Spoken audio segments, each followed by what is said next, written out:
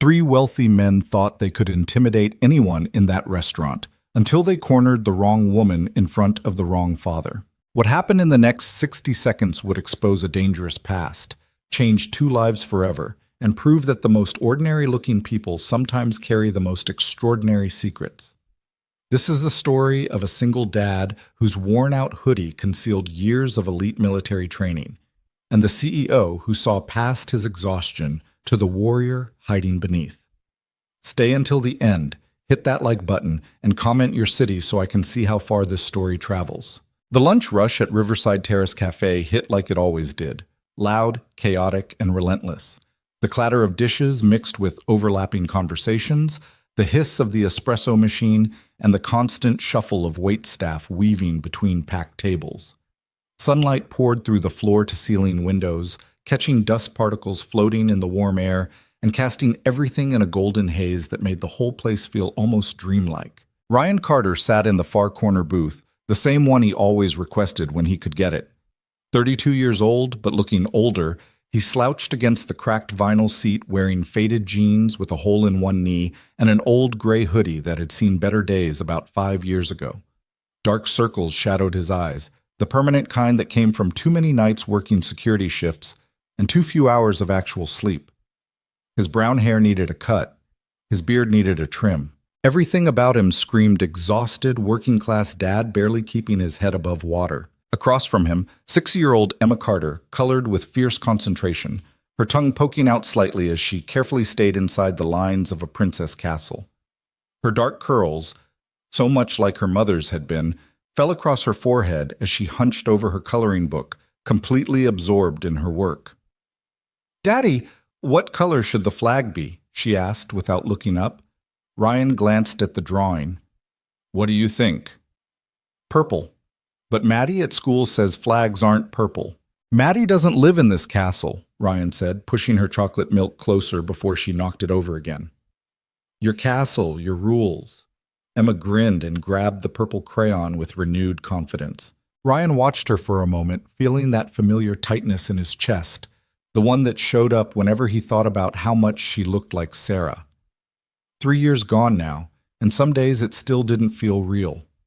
Car accident, drunk driver, gone before the ambulance arrived. Emma had been 3 years old, barely old enough to remember her mother's face without photographs. He'd become everything after that. Mother, father, cook, cleaner, homework helper, monster under the bed checker. He worked overnight security shifts at a warehouse 4 nights a week because the pay was slightly better, and it meant he could be home during the day when Emma needed him. He slept in fragments, a few hours after his shift before she woke up. Another couple hours while she napped, if he was lucky. Maybe more if she went to bed early. It wasn't sustainable. He knew that. His body knew that. But what choice did he have? The waitress, Karen, mid-50s, perpetually frazzled, appeared with their food. Grilled cheese for Emma, cut into triangles the way she liked. A burger for Ryan that he'd probably eat half of before exhaustion killed his appetite. "Anything else, hun?" Karen asked, already scanning the room for other tables that needed attention. "We're good, thanks." She disappeared into the chaos. Ryan took a bite of his burger without tasting it, his eyes automatically scanning the restaurant out of habit. Old habits. The kind that didn't die just because you wanted them to. He cataloged exits. Noted the couple arguing in hushed tones 3 tables over. Marital problems, not a threat. Registered the businessman on his phone by the window, too focused on his call to notice anything around him. Tracked the movement of staff, the flow of customers, the blind spots in the room. It was involuntary now, like breathing. Emma hummed while she ate, swinging her legs under the table, completely safe in her little bubble of childhood innocence. She had no idea that her father spent every moment in public places calculating escape routes and assessing potential dangers. She didn't know about the knife he kept clipped inside his pocket, or the fact that he could reach it in under a second if he needed to. She didn't know a lot of things about who he used to be, and if Ryan had his way, she never would. "Daddy, can we get ice cream after?" "Maybe, if you finish your vegetables at dinner." "We're having vegetables?" "We're always having vegetables, Em." She wrinkled her nose but didn't argue, too focused on her grilled cheese. That's when Ryan noticed them. 3 men had just entered through the main entrance, and something about them immediately set off alarm bells in Ryan's head. Mid to late 30s, expensive suits that screamed money and entitlement, the kind of swagger that came from never being told no. The first one, tall, blonde, watch that probably cost more than Ryan made in 3 months, led the way. The other two flanked him like an entourage. They weren't here for lunch, they were here to be seen having lunch. Ryan watched them scan the crowded restaurant with visible irritation, clearly expecting a table to materialize just because they'd shown up. The hostess, a college kid named Amy, who always snuck Emma extra crayons, tried to explain that there'd be a 20-minute wait. 20 minutes? The blonde one said, loud enough for half the restaurant to hear. Do you know who I am? Ryan almost smiled. That line never got old. Amy kept her professional smile in place, but Ryan could see the tension in her shoulders. I understand, sir, but we're completely full right now. If you'd like to wait at the bar. I don't want to wait at the bar, he snapped. I want a table.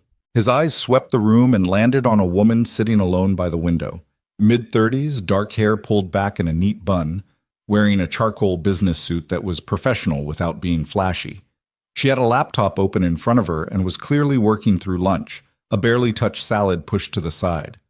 The blonde man's expression shifted into something entitled and predatory.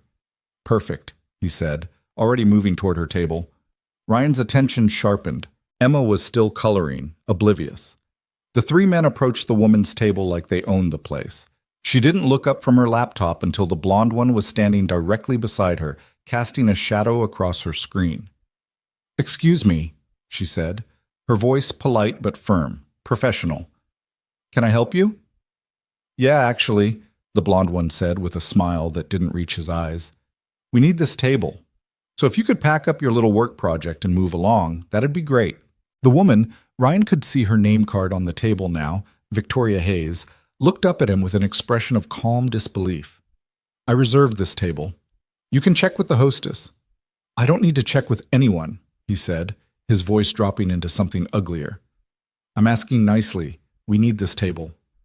And I'm telling you nicely, Victoria replied, her tone never wavering from professional courtesy, that this table is reserved, and I'm not moving.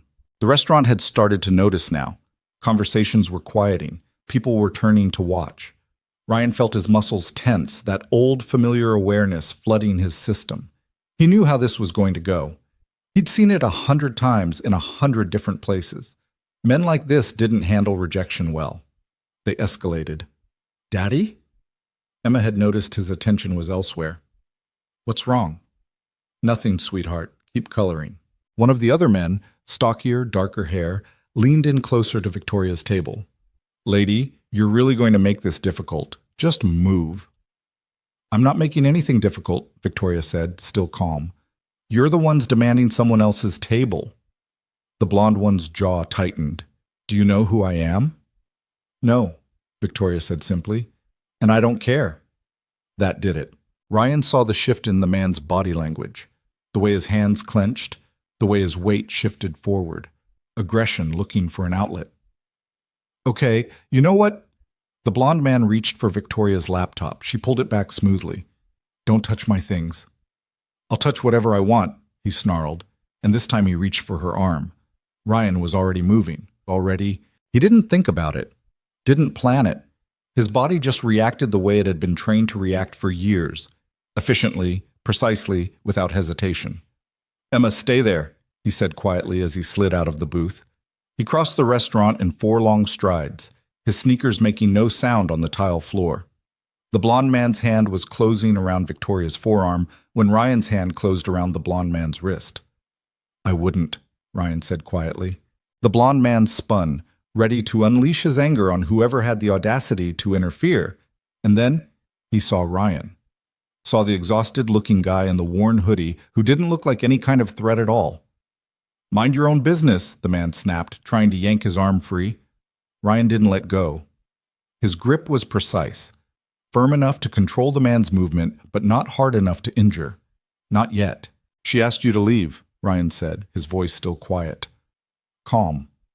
The kind of calm that was more dangerous than shouting. So leave. Get your hands off me, the blonde man said, his face reddening. He tried again to pull away, putting real force behind it this time. Ryan adjusted his grip slightly, applying pressure to a specific point on the man's wrist that made his fingers go instantly numb.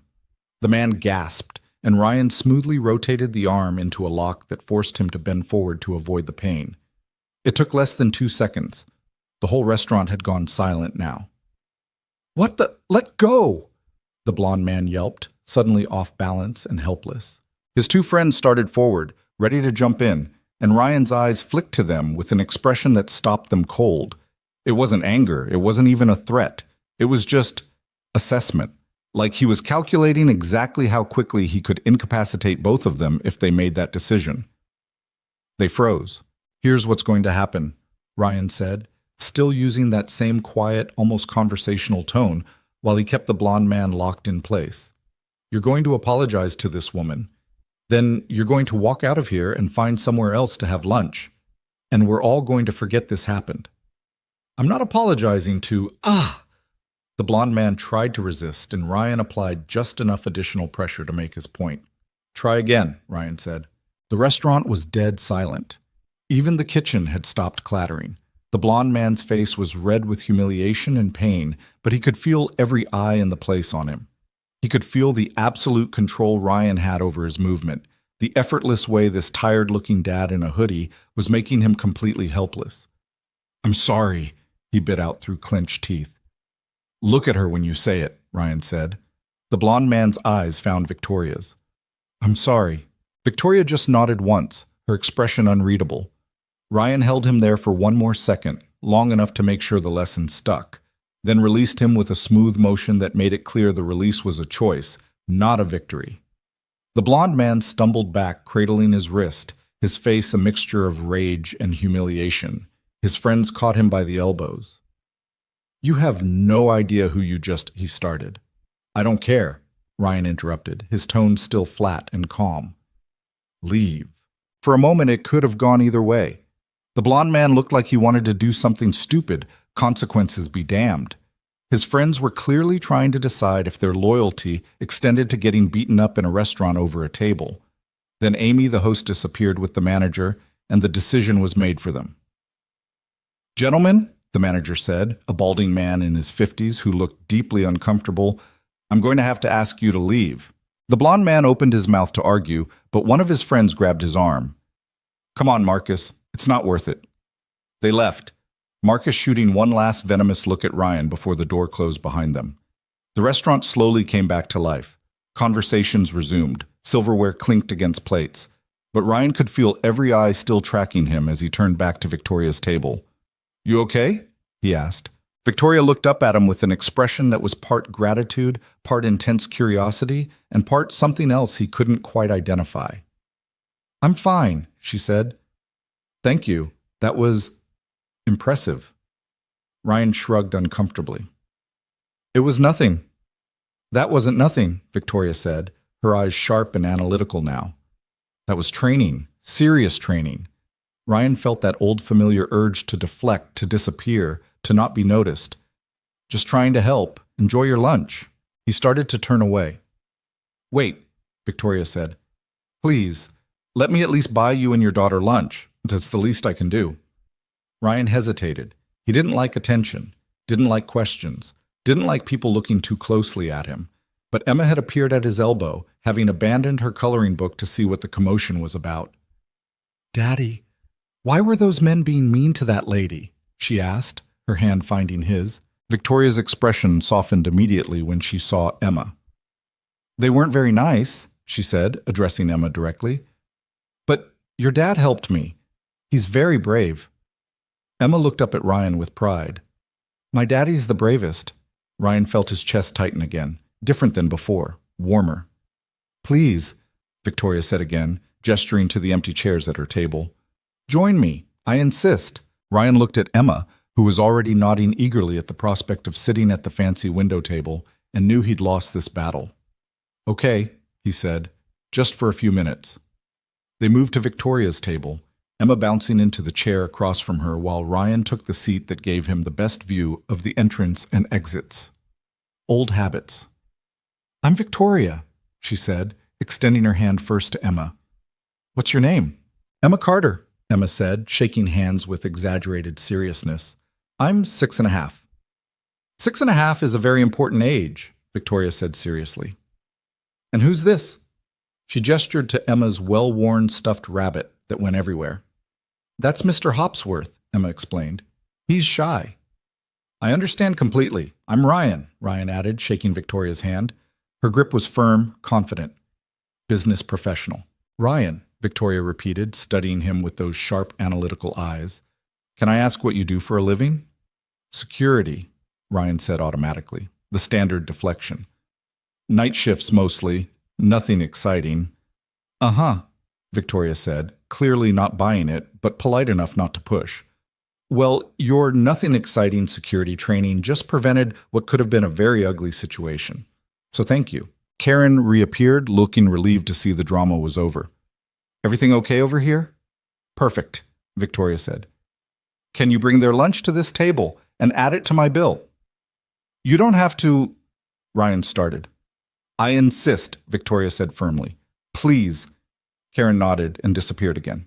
Emma had already started chattering to Victoria about her coloring book, her school, her best friend Maddie, who had 2 pet hamsters, and the fact that she was learning to read chapter books now. Victoria listened with genuine interest, asking questions and responding with the kind of attention that made Emma light up. Ryan watched the interaction, trying to reconcile the professional CEO who'd faced down 3 aggressive men without flinching with the woman who was now seriously discussing the relative merits of different crayon colors with his 6-year-old. Their food arrived. Emma dug into her grilled cheese while Victoria picked at her salad, and Ryan made himself eat the burger that had gone lukewarm. So, Victoria said after a while, her tone casual, but her eyes still curious. Military? Ryan paused mid-bite. Excuse me? Your training, the way you moved, the way you assessed the situation before acting. The joint lock you used, that wasn't security guard training. That was military, specialized military, if I had to guess. Ryan put down his burger slowly. You seem to know a lot about it. I'm in the security business, Victoria said simply. Corporate security consulting, executive protection, risk assessment. It's what I do. And what you did, she shook her head slightly, that kind of precision doesn't come from weekend self-defense classes.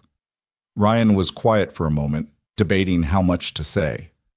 Emma was busy making a grilled cheese sandwich for Mr. Hopsworth from her napkin, not paying attention. I used to be military, he finally admitted. Long time ago. Different life. What unit? Can't say. Victoria's eyebrows rose. Can't or won't? Both, she smiled slightly. Fair enough. How long have you been out? About 4 years. And now you work security at where? Distribution warehouse. Overnight shifts. Victoria was quiet for a moment, and Ryan could practically see her mind working, putting pieces together. You left specialized military work to guard a warehouse at night? I left to raise my daughter, Ryan corrected quietly. The warehouse job just pays the bills. Victoria's expression shifted, understanding replacing curiosity. Her mother? Died 3 years ago. I'm sorry. Ryan shrugged, uncomfortable with sympathy. We manage. You more than manage, Victoria said, watching Emma color on Victoria's business notepad with Victoria's expensive pen. She's wonderful. She's everything, Ryan said simply. They ate in silence for a few minutes, Emma filling the quiet with her running commentary on her coloring. Finally, Victoria pulled a business card from her laptop bag and slid it across the table. Ryan picked it up. Victoria Hayes, CEO, and Founder Hayes Strategic Protection Group. The address was downtown. The website looked professional. The card itself was high-quality, embossed lettering. We specialize in executive protection, corporate security consulting, and high-level threat assessment, Victoria said. We train security professionals for Fortune 500 companies, government facilities, and high-profile individuals who need more than just a guy in a uniform standing by a door. Ryan set the card down. I'm not looking for a job. Why not? Because I left that world behind. I'm not going back. This isn't that world, Victoria said. This is about protecting people, not hurting them. It's about using your skills to keep people safe, to de-escalate situations before they become violent. What you did today, that's exactly what we train people to do. I appreciate the offer, but at least hear me out, Victoria interrupted gently. Please, what you have, those instincts, that training, that restraint under pressure, it's rare. Most people can't do what you just did. And the ones who can usually can't do it without someone getting hurt. Ryan was already shaking his head. Victoria leaned forward slightly. I'm not asking you to go back to war, Ryan. I'm offering you a chance to use everything you learned in a way that actually helps people. You'd be training others, developing protocols, running assessments. Yes, there would be field work sometimes, but nothing like what you're thinking. I've got Emma to think about, Ryan said. I can't just... Flexible hours, Victoria said immediately. You set your schedule around her school. She's your priority, and I respect that. In fact, I insist on it. Ryan looked at her skeptically. Nobody offers flexible hours for serious security work. I do, Victoria said firmly, because I've learned that the best people are the ones who have something worth protecting. They understand what's at stake better than anyone, and they bring that perspective to every job. Emma tugged on Ryan's sleeve. Daddy, I need to go to the bathroom. Okay, kiddo. It's right over there. Can you see it? Yep. She slid out of her chair and headed toward the restrooms, Mr. Hopsworth under one arm. Ryan watched until she disappeared inside, then turned back to Victoria. Look, I appreciate what you're trying to do, but the answer is still no. What are you making now? Victoria asked bluntly. At the warehouse? Ryan bristled slightly. That's personal. $35,000 a year? 40, if you're lucky? He didn't answer, which was answer enough. I'm offering you $90,000 to start, Victoria said, plus benefits, plus performance bonuses, for a 40-hour week that you schedule yourself around your daughter's needs. You'd make more in 1 year than you've made in the last 3 combined. Ryan felt like he'd been punched. $90,000. He tried to imagine what that kind of money could do. A real house instead of their cramped 2-bedroom apartment. A college fund for Emma. No more choosing between fixing the car and buying groceries. Why? He asked. You don't know me. You watched me for 5 minutes. I watched you assess a situation, intervene at exactly the right moment, neutralize a threat without causing injury, and de-escalate everything before it became a disaster, Victoria said. And you did it all while making sure your daughter felt safe. That tells me everything I need to know about your judgment, your skill level, and your priorities. Emma emerged from the bathroom and started back toward their table. Just think about it, Victoria said, pushing the business card back toward him. That's all I ask. My number's on there. Call me if you change your mind. Ryan pocketed the card without looking at it again. I won't, but thank you for lunch. Victoria smiled. Thank you for reminding me that there are still people who step up when it matters. They said their goodbyes. Emma hugged Victoria enthusiastically before they left, making Victoria promise to have lunch with them again sometime. Ryan led Emma back out into the bright afternoon, his mind churning. $90,000, flexible hours, a chance to actually use his training for something other than watching empty loading docks. He pushed the thoughts away as they walked to his beat-up Honda in the parking lot. Emma chattered about the nice lady with the pretty laptop and how she'd let Emma keep her fancy pen. That night, after Emma was asleep, Ryan sat at their small kitchen table and pulled out Victoria's business card. He'd looked up the company on his phone. Hayes Strategic Protection Group was legitimate, more than legitimate. They contracted with major corporations, had government certifications, glowing reviews from clients. Victoria Hayes herself was impressive. MBA from Penn, former consultant with a major firm before starting her own company 5 years ago. She'd built it from nothing into a multi-million-dollar operation, and she'd offered him $90,000. Ryan stared at the card for a long time, thinking about Emma's worn-out shoes and the leak in their apartment bathroom that the landlord kept promising to fix, thinking about the electricity bill he'd been late paying last month, thinking about Emma asking if they could go to the zoo, and him having to say maybe next month, knowing next month wouldn't be any different. He thought about the warehouse, the endless nights watching security monitors, the boss who treated him like he was disposable, the paycheck that never quite stretched far enough. Then he thought about Victoria's eyes when she'd talked about protection versus violence, about using his skills to help instead of hurt. His phone was in his hand before he fully realized he'd made a decision. The call connected after 2 rings. Victoria Hayes. It's Ryan Carter, he said, from the restaurant. There was a pause, then he could hear the smile in her voice. I was hoping you'd call. I want to hear more, Ryan said. About the job. No promises, but I'll listen. That's all I ask, Victoria said. When can you come in? They set a meeting for the following Tuesday, Emma's day at his mother's house. After he hung up, Ryan sat in the quiet kitchen, staring at nothing. This could be a mistake. This could be the best decision he'd ever made. He had no idea which. But for the first time in 3 years, he felt like maybe, just maybe, there was a way forward that wasn't just survival. Emma's door creaked open and she padded out in her pajamas, dragging Mr. Hopsworth. Daddy? Can't sleep. Bad dream? She shook her head. Just wanted to make sure you were here. Ryan picked her up, even though she was getting too big for it, settling her on his lap. I'm always here, Em. The nice lady from lunch was pretty, Emma said sleepily. I liked her. Yeah, Ryan said quietly. Me too. Emma yawned. Are we going to see her again? Ryan looked at the business card still sitting on the table. Maybe, he said. Maybe we will. He carried Emma back to bed, tucked her in, and stood in her doorway for a long moment watching her sleep. Every decision he made for her.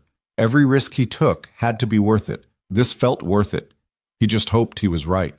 Tuesday morning arrived with the kind of nervous energy Ryan hadn't felt in years.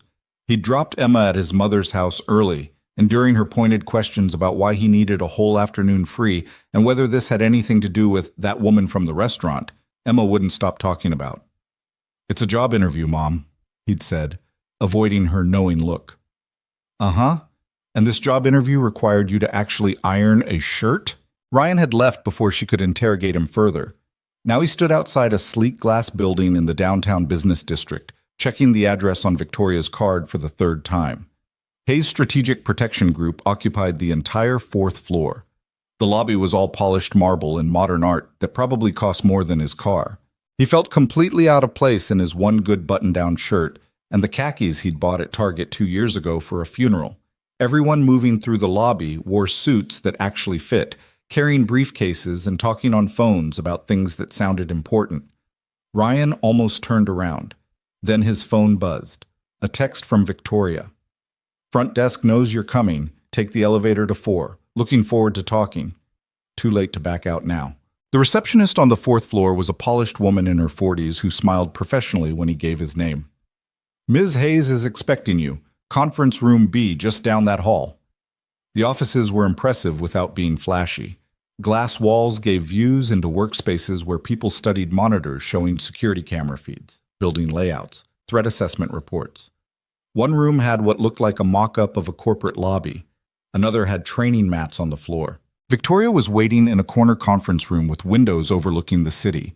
She'd traded the business suit from the restaurant for dark slacks and a cream-colored blouse, her hair down instead of pulled back. She looked younger, more relaxed. Ryan, she said, standing to shake his hand. Thank you for coming.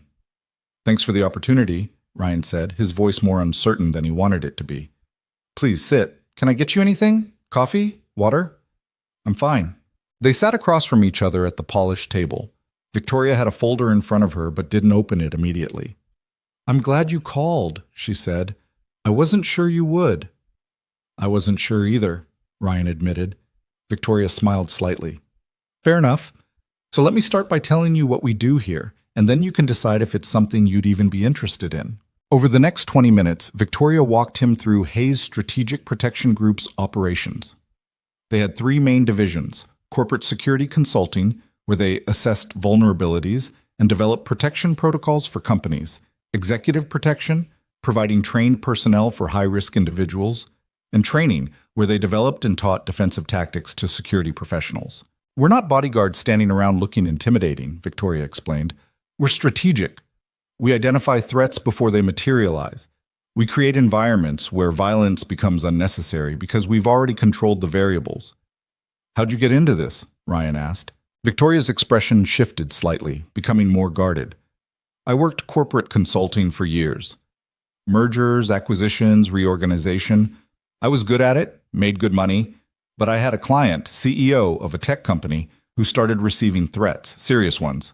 The security company they hired was, she paused, choosing her words carefully, incompetent. All muscle, no brains. The CEO ended up getting hurt during what should have been a routine transfer between locations. What happened? The security team panicked when a photographer got too close. One of them shoved the guy, the photographer fell and hit his head. Suddenly, there's a lawsuit and a PR nightmare, and the CEO caught in the middle of it all. And I thought, there has to be a better way to do this. Protection shouldn't create more problems than it solves. Ryan nodded slowly. He'd seen plenty of security operations that operated on intimidation rather than intelligence. So you started this company 5 years ago, started small, just me and 2 contractors. Now we've got 20 full-time staff and another 30 we bring in for specific contracts. She leaned forward slightly. And we're growing fast, which is why I need people who actually understand what they're doing. What makes you think I'm that person? Because you didn't hurt that guy at the restaurant, Victoria said simply. You could have, easily. I saw how you moved. You had complete control of that situation. You could have broken his arm, dislocated his shoulder, put him on the ground in a way that would have sent him to the hospital. But you didn't. You used exactly the amount of force necessary to stop the threat, and no more. That's not just training, Ryan. That's judgment. Ryan was quiet for a moment. I spent a long time learning how to hurt people, he finally said. I don't want to do that anymore. I'm not asking you to, Victoria said. I'm asking you to teach people how to protect without hurting. There's a difference. She opened the folder and pulled out several documents. This is what I'm proposing. You'd start as a senior training specialist, developing and implementing defensive protocols. You'd work with our corporate clients, assess their security setups, train their personnel. Some field work would be involved, accompanying clients during high-risk situations, evaluating real-world scenarios, but the focus would be on prevention and de-escalation. She slid a paper across the table. Ryan looked at the salary figure and felt his stomach drop. $95,000. She'd lowballed it on the phone. That's starting salary, Victoria continued. Performance bonuses can add another $15,000 to $20,000. Full benefits, health, dental, vision, 4 weeks paid vacation. And like I said, flexible scheduling. You tell me what hours work around your daughter and we make it happen. Ryan stared at the number. With that kind of money, he could move out of the apartment. Buy Emma a real bedroom set instead of the hand-me-down furniture they had now. Stop lying awake at night doing math on bills. What's the catch? He asked. Victoria raised an eyebrow. Catch? Nobody offers this kind of money with this kind of flexibility without a catch. She smiled slightly. The catch is that I expect excellence. I expect you to show up prepared, to put in the work, to actually care about what you're doing. I don't tolerate laziness or half measures. And I expect honesty. If something's not working, if you need help, if you disagree with a decision, you tell me. I'd rather have hard conversations than pleasant surprises. That's it? That's it, Victoria paused. Well, that and you'll have to pass a background check, drug screening, the usual. But I'm assuming that's not a problem? It's not. Then the job's yours if you want it. Ryan looked at the papers again, then back at Victoria. Why me? You barely know me. Victoria was quiet for a moment, her expression thoughtful.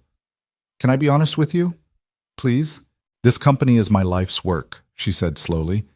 I built it from nothing, and I'm proud of what we've accomplished. But we're at a point where we could either keep growing or plateau. And the difference between those two outcomes is people. I can teach tactics, I can teach protocol, but I can't teach judgment, and I can't teach that quality you showed at the restaurant. That ability to read a situation and respond with exactly the right level of force at exactly the right moment. That's instinct developed over years of real experience. And it's rare. She met his eyes directly. You're not the first person with military experience I've tried to hire, but most of them either can't let go of the aggressive mindset, or they're so traumatized by what they've been through that they can't function in civilian situations. You're different. You figured out how to integrate what you learned without letting it consume you. That's what I need. Ryan thought about the nightmares he still had sometimes, the moments when loud noises made him flinch, the hypervigilance that never quite turned off. I'm not sure I figured it out as much as you think. Nobody's perfect, Victoria said quietly. I'm not asking for perfect. I'm asking for someone who tries. They sat in silence for a moment. Through the window, Ryan could see the city spread out below, people moving through their lives, completely unaware of the decision being made in this room. "I need to think about it," Ryan finally said. "Of course. Take whatever time you need." Victoria pulled out another card and wrote something on the back. "That's my cell. Call me when you decide. Or if you have questions." Ryan took the card, then hesitated. "Can I ask you something?" "Anything." Why do you care so much? About doing this right, I mean. Most security companies just want bodies in uniforms. Victoria's expression shifted, becoming more vulnerable than he'd seen before. "Because I've seen what happens when protection becomes about power instead of safety. I've watched security personnel abuse their authority, escalate situations that should have been simple, hurt people who were just scared or confused, and every time it happens, everyone becomes less safe. The client, the personnel, the public, everyone." She stood and walked to the window, her back to Ryan. "I want to build something better than that, something that actually helps people feel secure without making anyone else feel threatened, and I can't do that alone." Ryan stood as well. "I appreciate your honesty." Victoria turned back to face him. "Before you go, would you mind if I showed you the training facility, just so you know what you'd be working with?" Ryan checked his phone. He had another hour before he needed to pick up Emma. "Sure." They took the elevator down to the second floor, which Hayes Strategic had also leased. The space had been converted into a state-of-the-art training facility. One area had multiple rooms set up to simulate different environments: a corporate lobby, a parking garage, a residential hallway. Another section had a gym with equipment specifically designed for defensive training. A class was in session in one of the simulation rooms. Ryan watched through the observation window as an instructor worked with 4 students on response protocols for aggressive individuals. The instructor was good, calm, clear, focused on positioning and awareness rather than combat techniques. "That's Marcus Chen," Victoria said, "former LAPD, specialized in crisis intervention. He's been with me for 3 years. Good instructor, but his background is law enforcement. I need someone who can bring a different perspective. Someone who's operated in environments where the rules were different and the stakes were higher." They moved through the facility, Victoria pointing out different areas and explaining how they used the space. She introduced him to several staff members who were friendly without being pushy. Everyone seemed competent and professional. In the main gym area, 2 people were practicing defensive holds on the mats. Their technique was solid but textbook. They were doing everything correctly but without the fluid adaptability that came from real experience. "What do you think?" Victoria asked. Ryan watched the practice session. "They're good, well-trained." "But?" He glanced at her, surprised she'd caught his reservation. "But they're thinking too much, following steps instead of reading the situation." "Could you teach them not to?" Ryan considered. "Maybe. It's hard to teach instinct. But you could try." "I could try," he admitted. They headed back upstairs. In the elevator, Victoria said, "I know this is a big decision, and I know I'm asking you to take a risk on something unfamiliar, but I think you'd be good at this, Ryan, really good. I appreciate that. And Emma would have better opportunities, better schools, better healthcare, more stability. You'd be able to give her the life you want her to have." Ryan felt a flash of irritation. "Don't." Victoria blinked. "Don't what?" "Don't use my daughter to sell me on this. I'm already thinking about what's best for her. I don't need you to remind me."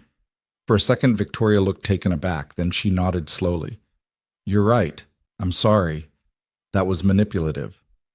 The elevator opened back on the 4th floor. They walked toward the lobby in silence. At the elevators, Victoria extended her hand. "Thank you for coming in. Whatever you decide, I meant what I said at the restaurant. Thank you for stepping in. Not everyone would have." Ryan shook her hand. "Anyone decent would have. You'd be surprised how many people aren't decent when it actually matters." Ryan left the building and sat in his car for a long time, staring at nothing. His phone rang, his mother probably wondering where he was. He let it go to voicemail. $95,000. A chance to use his skills for something meaningful. Flexible hours. Better life for Emma. He thought about Victoria's eyes when she'd talked about building something better. She believed in what she was doing. Really believed it. That wasn't something you could fake. He also thought about how comfortable she was in that world of glass offices and polished conference rooms. How easily she moved through spaces where he felt like an imposter. They came from completely different places. but she'd offered him a bridge between those worlds. The question was whether he was brave enough to cross it.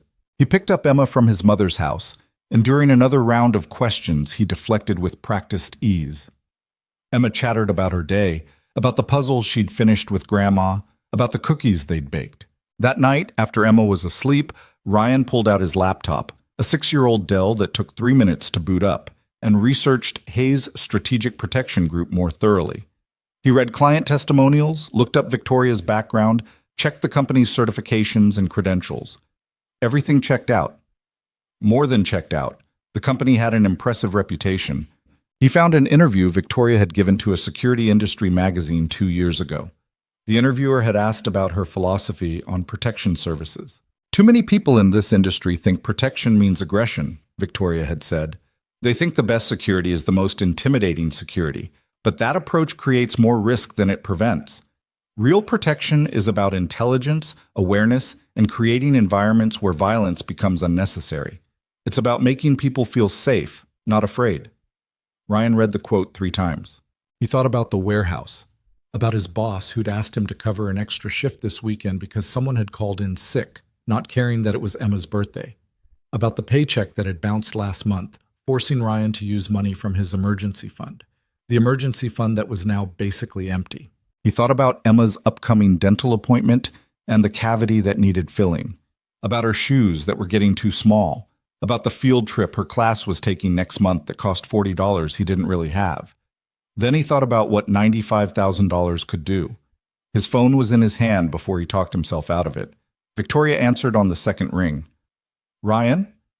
I have some conditions," he said. There was a pause, then, "I'm listening. I need to be done by 3 o'clock every day to pick up Emma from school. No exceptions unless I arrange other care in advance. I need flexibility if she's sick or has school events. And I need 2 weeks to give notice at my current job and get childcare figured out." "Done," Victoria said immediately. "Anything else?" "If I don't think this is working, for any reason, I can leave without penalty. I'm not signing any contract that locks me in." "Fair enough. Though I should mention that our standard employment is at will anyway. Either party can terminate with 2 weeks' notice." Ryan took a breath. "Okay, then I'm in." He could hear the smile in Victoria's voice. "Really?" "Really. But I still think you might be making a mistake." "I'll take that risk," Victoria said. "Can you start 3 weeks from Monday?" "Yeah, I can make that work." "Perfect. I'll have HR send over the paperwork tomorrow. Welcome aboard, Ryan." After they hung up, Ryan sat in the quiet apartment trying to process what he'd just done. He'd quit his job, committed to something completely outside his comfort zone, put his trust in someone he barely knew. It was terrifying. It was also the first decision in 3 years that felt like moving forward instead of just surviving. Emma's door creaked open. She padded out in her unicorn pajamas, rubbing her eyes. "Daddy, you're talking loud." "Sorry, sweetheart. Did I wake you?" She climbed into his lap, still half asleep. "Who were you talking to?"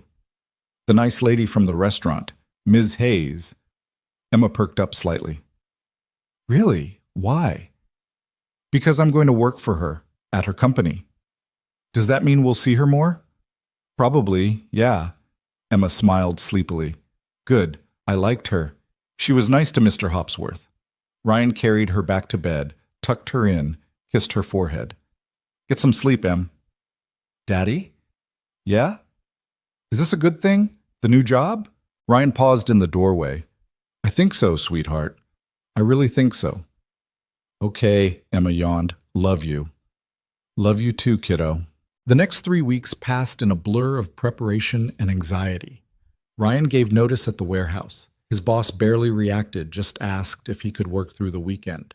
He arranged for Emma to go to after-school care 2 days a week, and his mother to pick her up the other 3. He filled out more paperwork than he'd seen in his entire military career. Background check, drug test, benefits enrollment, tax forms. The background check made him nervous. His military service was largely classified, buried under redactions and security protocols. But whatever Victoria's HR department found, it apparently satisfied them because they cleared him without questions. His last night at the warehouse felt anticlimactic. He turned in his uniform shirt and security badge to a supervisor who barely looked up from his phone. 4 years of overnight shifts reduced to a signature on a checkout form. Emma was excited about his new job in the way kids got excited about things they didn't fully understand. She told everyone at school that her daddy was going to work at an important office with the nice lady who bought them lunch. Ryan's mother was more skeptical. "You're sure about this woman?" she asked when he dropped Emma off the Sunday before his start date. "You barely know her." "She runs a legitimate company, Mom. I vetted it. That's not what I'm asking." Ryan sighed. "What are you asking?" His mother gave him that look, the one that said she could still see through him the way she had when he was 12 years old. "I'm asking if you're taking this job because it's a good opportunity or because you're interested in her." "It's a good opportunity," Ryan said firmly. "The pay is more than double what I was making, the hours work around Emma. It's a smart move." "Uh-huh." "What?" "Nothing," his mother said, but she was smiling in that knowing way that made Ryan want to end the conversation immediately. "I hope it works out, honey. You deserve something good." Monday morning arrived with a knot of anxiety in Ryan's stomach that coffee couldn't touch. He'd bought 2 new shirts and a pair of actual dress pants that fit. Emma had helped him pick out a tie, navy blue with small anchors on it that she'd declared very professional. He dropped her at school early, getting a hug that lasted a bit longer than usual. "You're going to do great, Daddy," Emma said with the absolute confidence only a 6-year-old could have. "Thanks, Em. Have a good day at school." "You too." The Hayes Strategic Building looked even more intimidating on his first official day. Ryan took the elevator to the 4th floor where the same receptionist from his interview greeted him with a smile.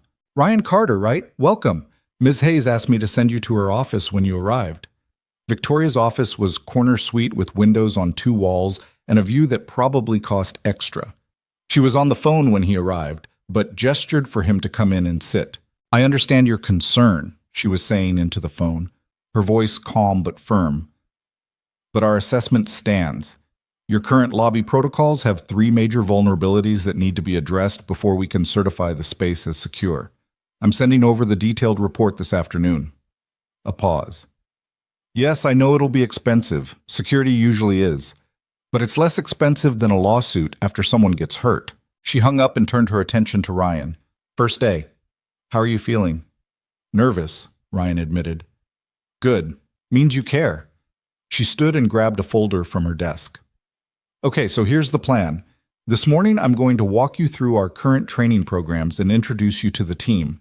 This afternoon you'll observe Marcus running a corporate client session. Tomorrow we'll start getting you up to speed on our assessment protocols. Sound reasonable?" "Sounds fine." "Great. Also, and feel free to say no, but Emma's school lets out at 3, right?" Ryan tensed slightly. "Yes. I was thinking, on days when your mom picks her up, maybe she could bring Emma here after school sometimes. We've got a break room with tables she could do homework at, and there's a coffee shop on the ground floor. Just a thought, so you don't have to rush out immediately at 3 on days you're in the middle of something." Ryan stared at her. "You want me to bring my 6-year-old to work?" "Only if it helps. I just thought—" Victoria paused, looking slightly uncertain for the first time since he'd met her. "I just thought it might make the transition easier, but if it's inappropriate—" "No," Ryan interrupted. "It's actually really thoughtful. Thank you." Victoria smiled, looking relieved. "Okay then, ready for the tour?" She walked him through the office, introducing him to what felt like dozens of people whose names he'd never remember. The operations manager, the lead consultant, the HR director, 3 trainers, the IT guy, several administrative staff. Everyone was friendly and professional, welcoming him without making a big deal about it. Marcus Chen, the lead trainer Victoria had mentioned, shook his hand with a firm grip and a measuring look. "Heard you've got some interesting background," Marcus said. "Looking forward to working with you." "Same," Ryan said, not sure what else to add. In the break room, Victoria poured them both coffee and leaned against the counter. "Overwhelmed yet?" "Getting there. It'll get easier. First few days are always information overload." She took a sip of her coffee. "Marcus is going to be your main point of contact for training operations. He's been doing this for a while, knows the systems inside and out. Learn from him, and don't be afraid to push back if you think something could be done better." "He seems reserved," Victoria laughed. "Marcus doesn't trust easily. He'll warm up once he sees what you can do. Just give him time." The morning passed in a blur of procedures, protocols, and systems. Ryan tried to absorb everything while fighting the feeling that he was in over his head. This wasn't like the military, where orders were clear and chains of command were absolute. This was corporate, with layers of client relations and legal considerations and diplomatic approaches to telling people their security was inadequate. By lunch, his head was spinning. Victoria took him to a small Italian place 2 blocks from the office. They sat at a corner table, and Ryan gratefully dug into a meatball sub while Victoria picked at a caprese salad. "So," she said after a few minutes, "honest assessment. What do you think so far?" Ryan swallowed his bite. "I think I have no idea what I'm doing." "That's normal." "Is it? First day?" "Absolutely." Victoria set down her fork. "Look, I'm not expecting you to master everything immediately. There's a learning curve. But you've got the foundation, the tactical knowledge, the situational awareness, the judgment. Everything else is just learning our systems." "What if I can't?" Ryan asked quietly. "What if I'm not cut out for this?" Victoria met his eyes directly. "Then we figure it out together. But I don't think that's going to happen. You're underestimating yourself." "You're the only one who thinks that." "Then everyone else is wrong," she said simply. "Eat your sandwich. We've got a client session this afternoon, and I want you to see what we actually do." The afternoon session was held in one of the simulation rooms. The client was a pharmaceutical company upgrading their executive protection protocols. Marcus led the training with 3 of the company's security personnel, walking them through scenarios involving aggressive protesters, suspicious packages, and unauthorized building access. Ryan watched from the observation room with Victoria, studying Marcus's teaching style. He was thorough, patient, and excellent at breaking down complex responses into manageable steps. But Victoria was right. There was a textbook quality to it. Everything was by the numbers. "What would you do differently?" Victoria asked quietly. Ryan watched as Marcus had the team practice a specific hold for restraining an aggressive individual. "I'd start with reading body language," he said, "teaching them to recognize aggression before it becomes physical so they can de-escalate earlier. The hold is fine, but if you're using it, you've already missed 3 opportunities to prevent the situation." Victoria smiled. "That's exactly what I hired you for." After the session, Marcus joined them in the observation room, wiping sweat from his forehead. "How'd they look?" "Good," Victoria said. "They're learning fast." Ryan was just offering some thoughts on threat recognition. Marcus turned to Ryan with interest. "Yeah? What's your take?" Ryan hesitated, not wanting to criticize, but Marcus seemed genuinely curious. "I think they're focused on response over prevention. They're learning what to do when things go wrong, but not how to spot the signs before they get there." Marcus considered this. "You think we should spend more time on behavioral recognition?" "I think it'd help. Most situations you can see coming if you know what to look for." "Huh." Marcus rubbed his jaw thoughtfully. "Might be worth developing a module on that. You want to take a crack at it?" Ryan blinked. "I've been here 8 hours."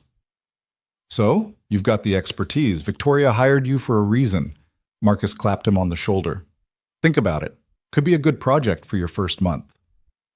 After Marcus left, Victoria turned to Ryan with a knowing smile. "See, you're going to fit in just fine." Ryan wasn't so sure, but he was starting to think that maybe, just maybe, he could actually do this. The day ended with more paperwork and Victoria walking him through the computer systems. At 2:45, she looked up from the training schedule they were reviewing. "You should probably head out. Don't want to be late for Emma." Ryan checked his phone, surprised at how fast the time had gone. "Yeah, thanks. Same time tomorrow?" "I'll be here." He made it to Emma's school with 5 minutes to spare. When she came running out with her backpack bouncing, her face lit up. "How was your first day?" she asked as she buckled into her car seat. "It was good," Ryan said, realizing he meant it. "Really good." "Did you see Miss Hayes?" "All day. She's my boss." "That's good," Emma said seriously. "She's nice. Nice people should be bosses." Ryan smiled as he pulled out of the parking lot. "You're absolutely right, kiddo." That night, after Emma was in bed, Ryan sat at his kitchen table with his laptop and started sketching out ideas for a threat recognition training module. He had no idea if Marcus had been serious about him developing it, but the concept had grabbed hold of his brain and wouldn't let go. His phone buzzed with a text from Victoria. "Forgot to say, you did great today. See you tomorrow."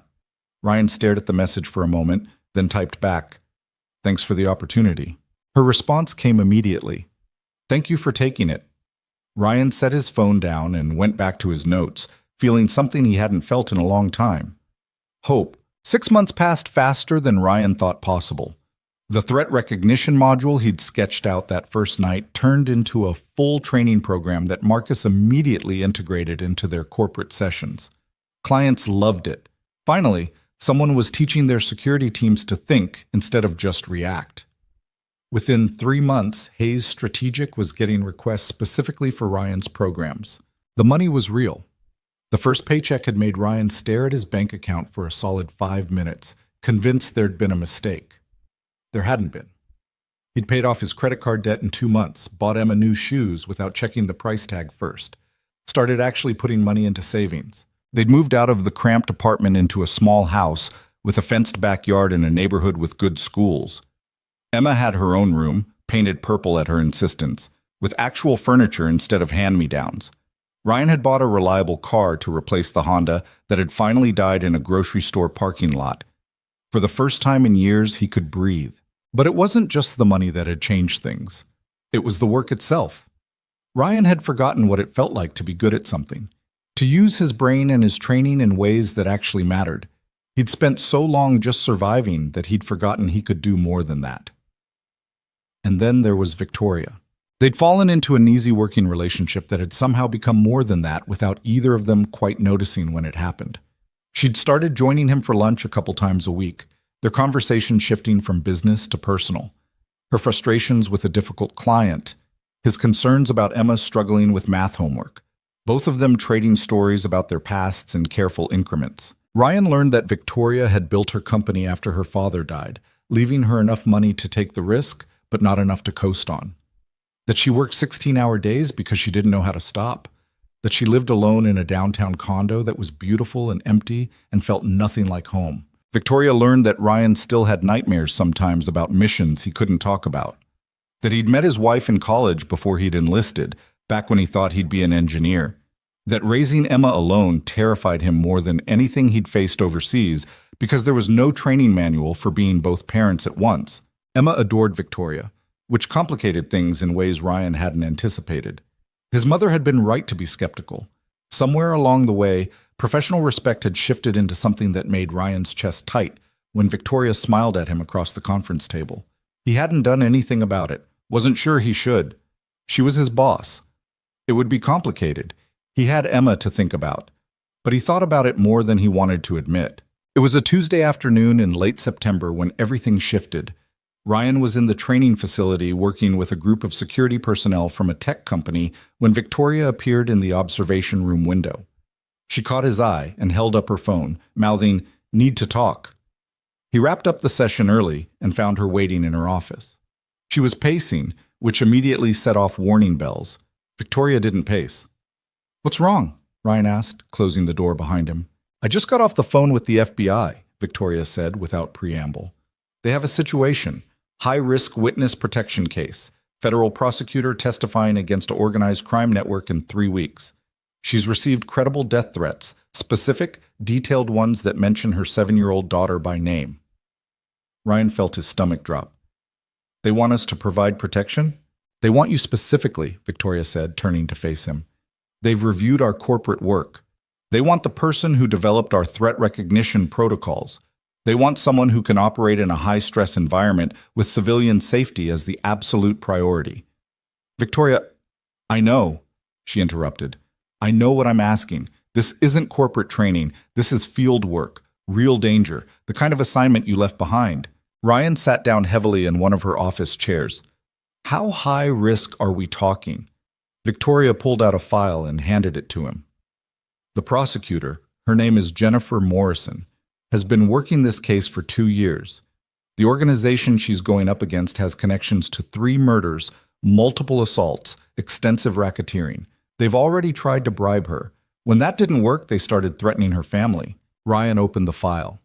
Jennifer Morrison's photo showed a woman in her late 30s with tired eyes and a determined expression. The next photo showed a little girl with dark pigtails, missing her two front teeth. Her daughter's name is Sophie, Victoria said quietly. She just turned 7. Ryan stared at the photo, thinking about Emma, about what he'd do if someone threatened her, about how terrified Jennifer Morrison must be right now. What's the scope? He asked, still looking at the file. Full protection detail for 3 weeks leading up to the trial. You'd coordinate with FBI security but maintain operational independence. Safe house setup, transportation protocols, threat assessment, everything. That's a lot for one person. You'd have support. Marcus can handle things here while you're gone. I'd work with you on the operational planning, and the FBI is providing additional personnel for perimeter security. Ryan looked up at her. You've already said yes, haven't you? Victoria met his eyes. No, I told them I needed to talk to you first. This is your decision, Ryan. If you say no, I'll turn it down and we'll never speak of it again. They specifically requested me. That's going to damage our relationship with them. I don't care, Victoria said firmly. You didn't sign up for this kind of work. I'm not going to force you into it just because it's good for business. Ryan looked back at Sophie Morrison's photo. 7 years old, same age Emma would be in 6 months. Tell me honestly, he said. Can anyone else do this? Victoria was quiet for a long moment. Not as well as you. The FBI approached us because they need someone who can think tactically while keeping civilian safety paramount. Most protection specialists with your level of training come from backgrounds where civilian casualties were acceptable losses. You're different. You spent years operating in populated areas where one mistake could turn an entire community against your mission. That's the mindset they need. What about Emma? Ryan asked. 3 weeks is a long time. Your mom could stay at your place, or Emma could stay with her, whatever works better. Victoria paused. I'll make sure Emma's taken care of, Ryan, whatever you need. Ryan closed the file and handed it back to her. I need to think about it. Of course. Take whatever time you need. How long do I have? They need an answer by tomorrow morning. Ryan stood and walked to the window, looking out over the city. Somewhere down there, Jennifer Morrison was trying to figure out how to keep her daughter safe while doing her job. Somewhere, Sophie Morrison was probably coming home from school, completely unaware that someone wanted to hurt her mother. If I say yes, Ryan said slowly, I need complete operational control. The FBI can provide resources and intelligence, but I make the final calls on protection protocols. Victoria nodded. I'll make sure that's in the contract. And I need 2 days to prepare. Review the case file, assess the safe house location, develop transport routes. I'm not going into this blind. Done. Ryan turned back to face her. Why does this feel like a test? It's not a test, Victoria said. It's a choice. And whatever you choose is the right answer. Is it? Ryan asked. Because part of me thinks I should say no. I've got Emma to think about. I've got a good thing here. Why risk it? Because there's a 7-year-old girl out there who deserves to feel safe, Victoria said quietly. And you're one of the few people who can make that happen. Ryan was quiet for a long moment. I'll let you know in the morning. That night, after Emma was asleep, Ryan sat in his backyard with a beer he barely touched and stared at the stars. The file Victoria had given him was on the table beside him. He'd taken it home against his better judgment. Jennifer Morrison had dedicated 2 years of her life to building a case against people who hurt others for profit. She'd received threats, been offered bribes that could have set her family up for life, kept going anyway because she believed in what she was doing. And now someone was threatening her daughter to make her stop. Ryan thought about what he'd told Victoria 6 months ago, that he'd left the military because he wanted to be a father, not a soldier, that he'd walked away from violence. But this wasn't violence. This was protection. This was using everything he knew to keep an innocent kid safe. His phone rang. His mother. Hey, Mom. You're up late, she said. But everything okay? Ryan smiled slightly. She always knew when something was wrong. How do you do that? Mother's intuition. What's going on? He told her about the assignment, about Jennifer and Sophie Morrison, about the decision he was facing. His mother was quiet for a long moment after he finished. What does Victoria think? She says it's my choice. That's not what I asked, Ryan sighed. She thinks I should do it. I think. She's trying to be supportive either way, but I can tell she believes I'm the right person for this. And what do you think? I think I'm scared, Ryan admitted. Not of the danger. I can handle danger. I'm scared of what happens if I fail, if I miss something and someone gets hurt. If Sophie Morrison ends up traumatized because I wasn't good enough. Oh, honey, his mother said gently, you can't think like that. Why not? It's a legitimate concern. Because that kind of fear will paralyze you. You can't do this job or any job if you're constantly terrified of failing. You can only do your best and trust that your best is good enough. Ryan took a sip of his beer. What would Dad say? His mother laughed softly. His father had died when Ryan was 20, just before he'd enlisted. Your father would say that fear is the price of caring, and that caring is what makes you good at what you do. That sounds like him. He'd also tell you that Emma needs a father who stands up when it matters, not because he's perfect or fearless, but because he knows it's right. Ryan thought about Emma, asleep upstairs in her purple room, about the life he was building for her, about the example he was setting. If I do this, he said slowly, I need you to stay at the house with Emma. 3 weeks. Can you do that? Of course I can, his mother said immediately. You know I love spending time with her. It might be difficult. She's going to ask questions about where I am and why I left. I'll handle it, his mother said firmly. You just focus on keeping that little girl and her mother safe. After they hung up, Ryan sat in the quiet for a while longer. Then he pulled out his phone and texted Victoria. I'm in. Let's keep them safe. Her response came 2 minutes later. I knew you'd say yes. FBI briefing tomorrow at 9. I'll be there with you. The next morning, Ryan and Victoria sat in a secure conference room at the FBI field office downtown. 3 agents were there. Special Agent David Richardson, a grizzled veteran in his 50s who ran organized crime investigations. Special Agent Laura Chen, younger, sharp-eyed, clearly the tactical specialist. And Special Agent Marcus Webb, who apparently handled witness coordination. Richardson did most of the talking, walking them through the case against the crime organization and the specific threats against Jennifer Morrison. They're not subtle, Richardson said, sliding crime scene photos across the table. This is what they did to the last witness who was going to testify. Found him in his car 3 blocks from the courthouse. Ryan looked at the photos without flinching. He'd seen worse. How credible are the current threats? Very, Agent Chen said. We've intercepted communications that specifically mention the prosecutor and her daughter. They've done surveillance on her home, her office, her daughter's school. They know her routine. Have you moved her yet? Victoria asked. We pulled her and her daughter out of their house 2 days ago, Webb said. They're in a temporary location, but it's not ideal for long term. We need a proper safe house set up with professional protection before the trial starts. Show me what you've got for locations, Ryan said. Chen pulled out a laptop and brought up 3 potential safe houses. Ryan studied each one, immediately seeing problems with all of them. This one's too isolated, he said, pointing to a rural property. Single access road means 1 entry point but also 1 exit. If they find you, you're trapped. What about this one? Chen asked, showing a suburban house. Too many neighbors, too many variables. Someone notices something, posts on social media. Suddenly everyone knows there's FBI activity in the neighborhood. And the third?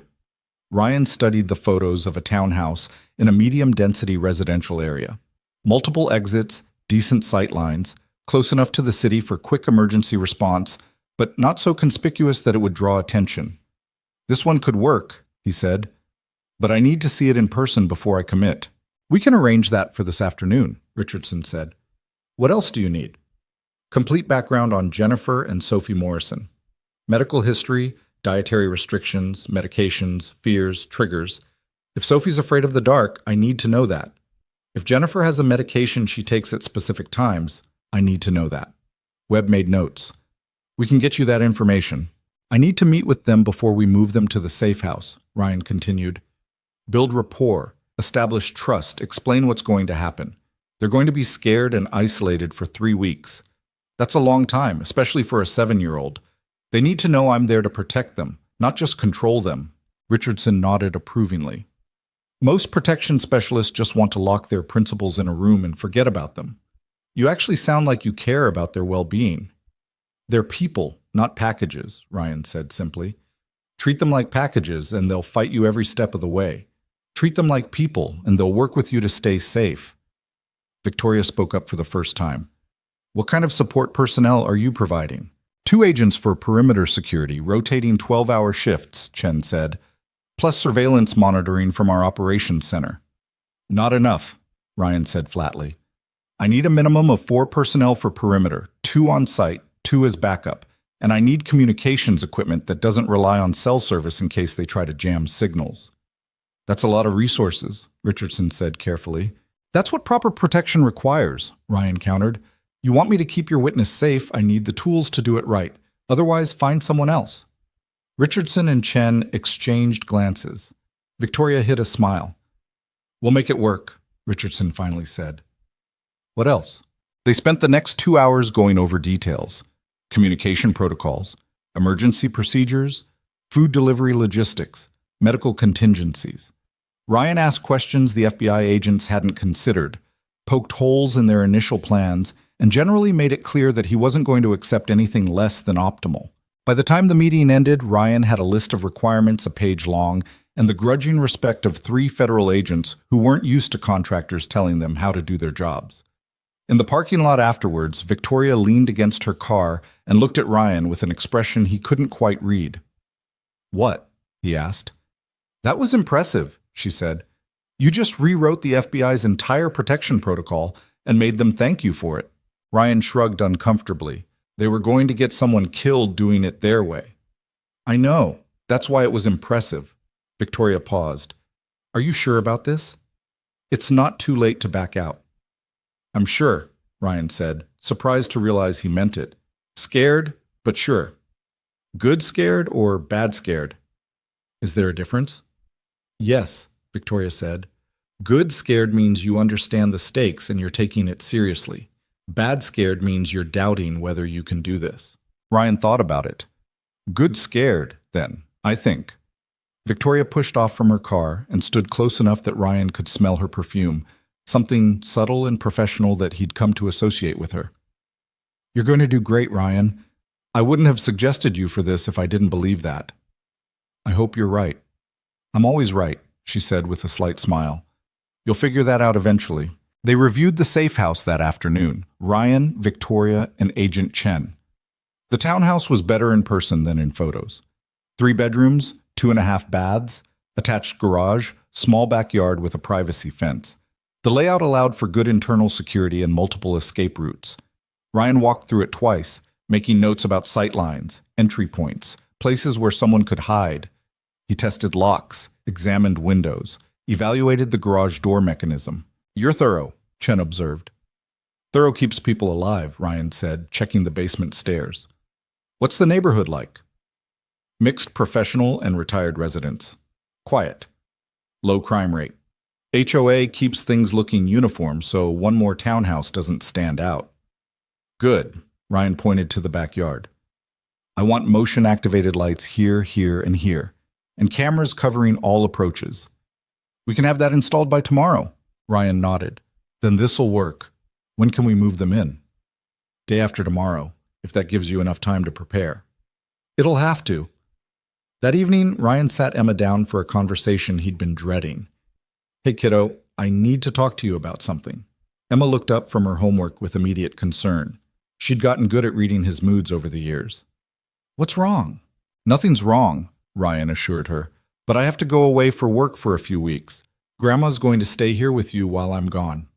Emma's face fell. How long? About 3 weeks, maybe less. 3 weeks? Her voice got small. That's a really long time, Daddy. I know, sweetheart, I know it is. Why do you have to go? Ryan had prepared for this question, knowing he couldn't tell her the truth, but needing to tell her something. There's a little girl who's scared, and her mom asked Ms. Hayes' company to help keep them safe. And Ms. Hayes thinks I'm the best person to do that.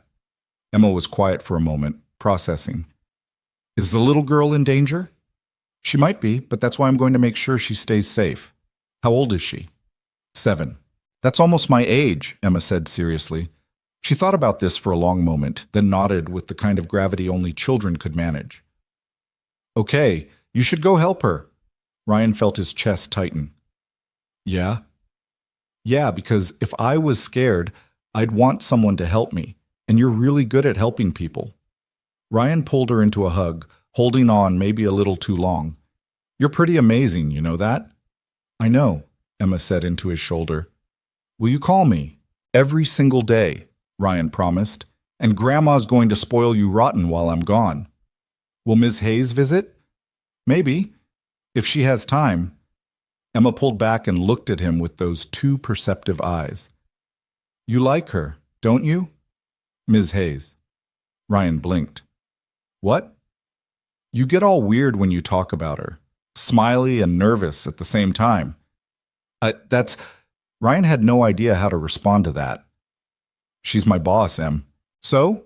You can like your boss. Maddie's mom likes her boss, and they got married last year. That's different. Why? Because it just is, Ryan said, feeling completely out of his depth. Now finish your homework. Emma grinned like she'd won something and went back to her math problems. The next 2 days were a blur of preparation. Ryan met with Jennifer and Sophie Morrison at their temporary location, a bland hotel suite that felt more like a prison than a refuge. Jennifer Morrison was wound tight as a spring, exhausted and terrified, but trying to hold it together for her daughter. Sophie was quiet and withdrawn, clutching a stuffed elephant and refusing to make eye contact. Ryan sat down on the floor so he was at Sophie's eye level. Hi, Sophie. I'm Ryan. That's a cool elephant. Sophie hugged the elephant tighter, but didn't respond. Does your elephant have a name? A slight nod. Can I know what it is? Very quietly. Peanut. Peanut is an excellent name for an elephant, Ryan said seriously. I have a daughter who's almost your age. She has a rabbit named Mr. Hopsworth. That got a slight smile. They talked, or rather Ryan talked, and Sophie gradually warmed up for 20 minutes about stuffed animals and favorite colors and what kind of books she liked. Jennifer watched with a mixture of gratitude and wariness. After Sophie had been coaxed into watching a movie in the other room, Jennifer turned to Ryan with tears in her eyes. Thank you, she said quietly. The other agents, they're good people, but they don't know how to talk to her. She's been terrified. I have a daughter, Ryan said simply. I can't imagine what you're going through. Can you really keep us safe? Ryan met her eyes directly. I'm going to do everything in my power to make sure nothing happens to either of you, but I need you to trust me and follow my instructions even when they don't make sense. Can you do that? Jennifer nodded. Whatever it takes. The move to the safe house happened before dawn 2 days later. Ryan coordinated with the FBI team, checking and rechecking every detail. Jennifer and Sophie were transported in an unmarked van with tinted windows. Ryan followed in a separate vehicle, his eyes constantly scanning for anything out of place. The safe house had been transformed. Motion lights installed, cameras covering every approach. Basic furniture that was comfortable without being luxurious. Ryan had specifically requested kid-friendly touches.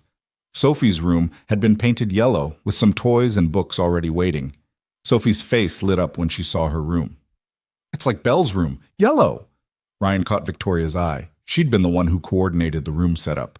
She smiled and shrugged like it was nothing. They settled into a routine over the first few days. Ryan established protocols that kept Jennifer and Sophie safe while maintaining some sense of normalcy. Meals were delivered, but Ryan always checked them first. Sophie had schoolwork sent over that she completed at the kitchen table. Jennifer worked on trial preparation from a secure laptop. Ryan called Emma every night at 8 o'clock sharp.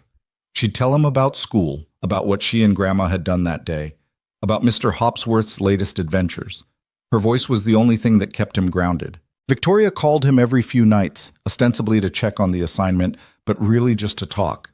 She told him about office gossip, about Marcus accidentally locking himself in a storage closet, about the new client who thought their company needed a tiger mascot for some inexplicable reason. How are you holding up? She asked one night. Tired, Ryan admitted. But okay, Morrison and Sophie are doing better. Sophie's starting to come out of her shell. And you're being careful? Always. There was a pause. Emma misses you. She stopped by the office yesterday with your mom. Ryan smiled. Yeah? How'd she seem? Happy. Excited to tell me about her spelling test. She made me promise to tell you she got 100%. She's getting good at spelling. She's getting good at a lot of things. Victoria said softly. You're doing a great job with her, Ryan. Thanks. That means a lot. Another pause, this one longer. Be safe, okay? I know you're focused on protecting them, but don't forget to protect yourself, too.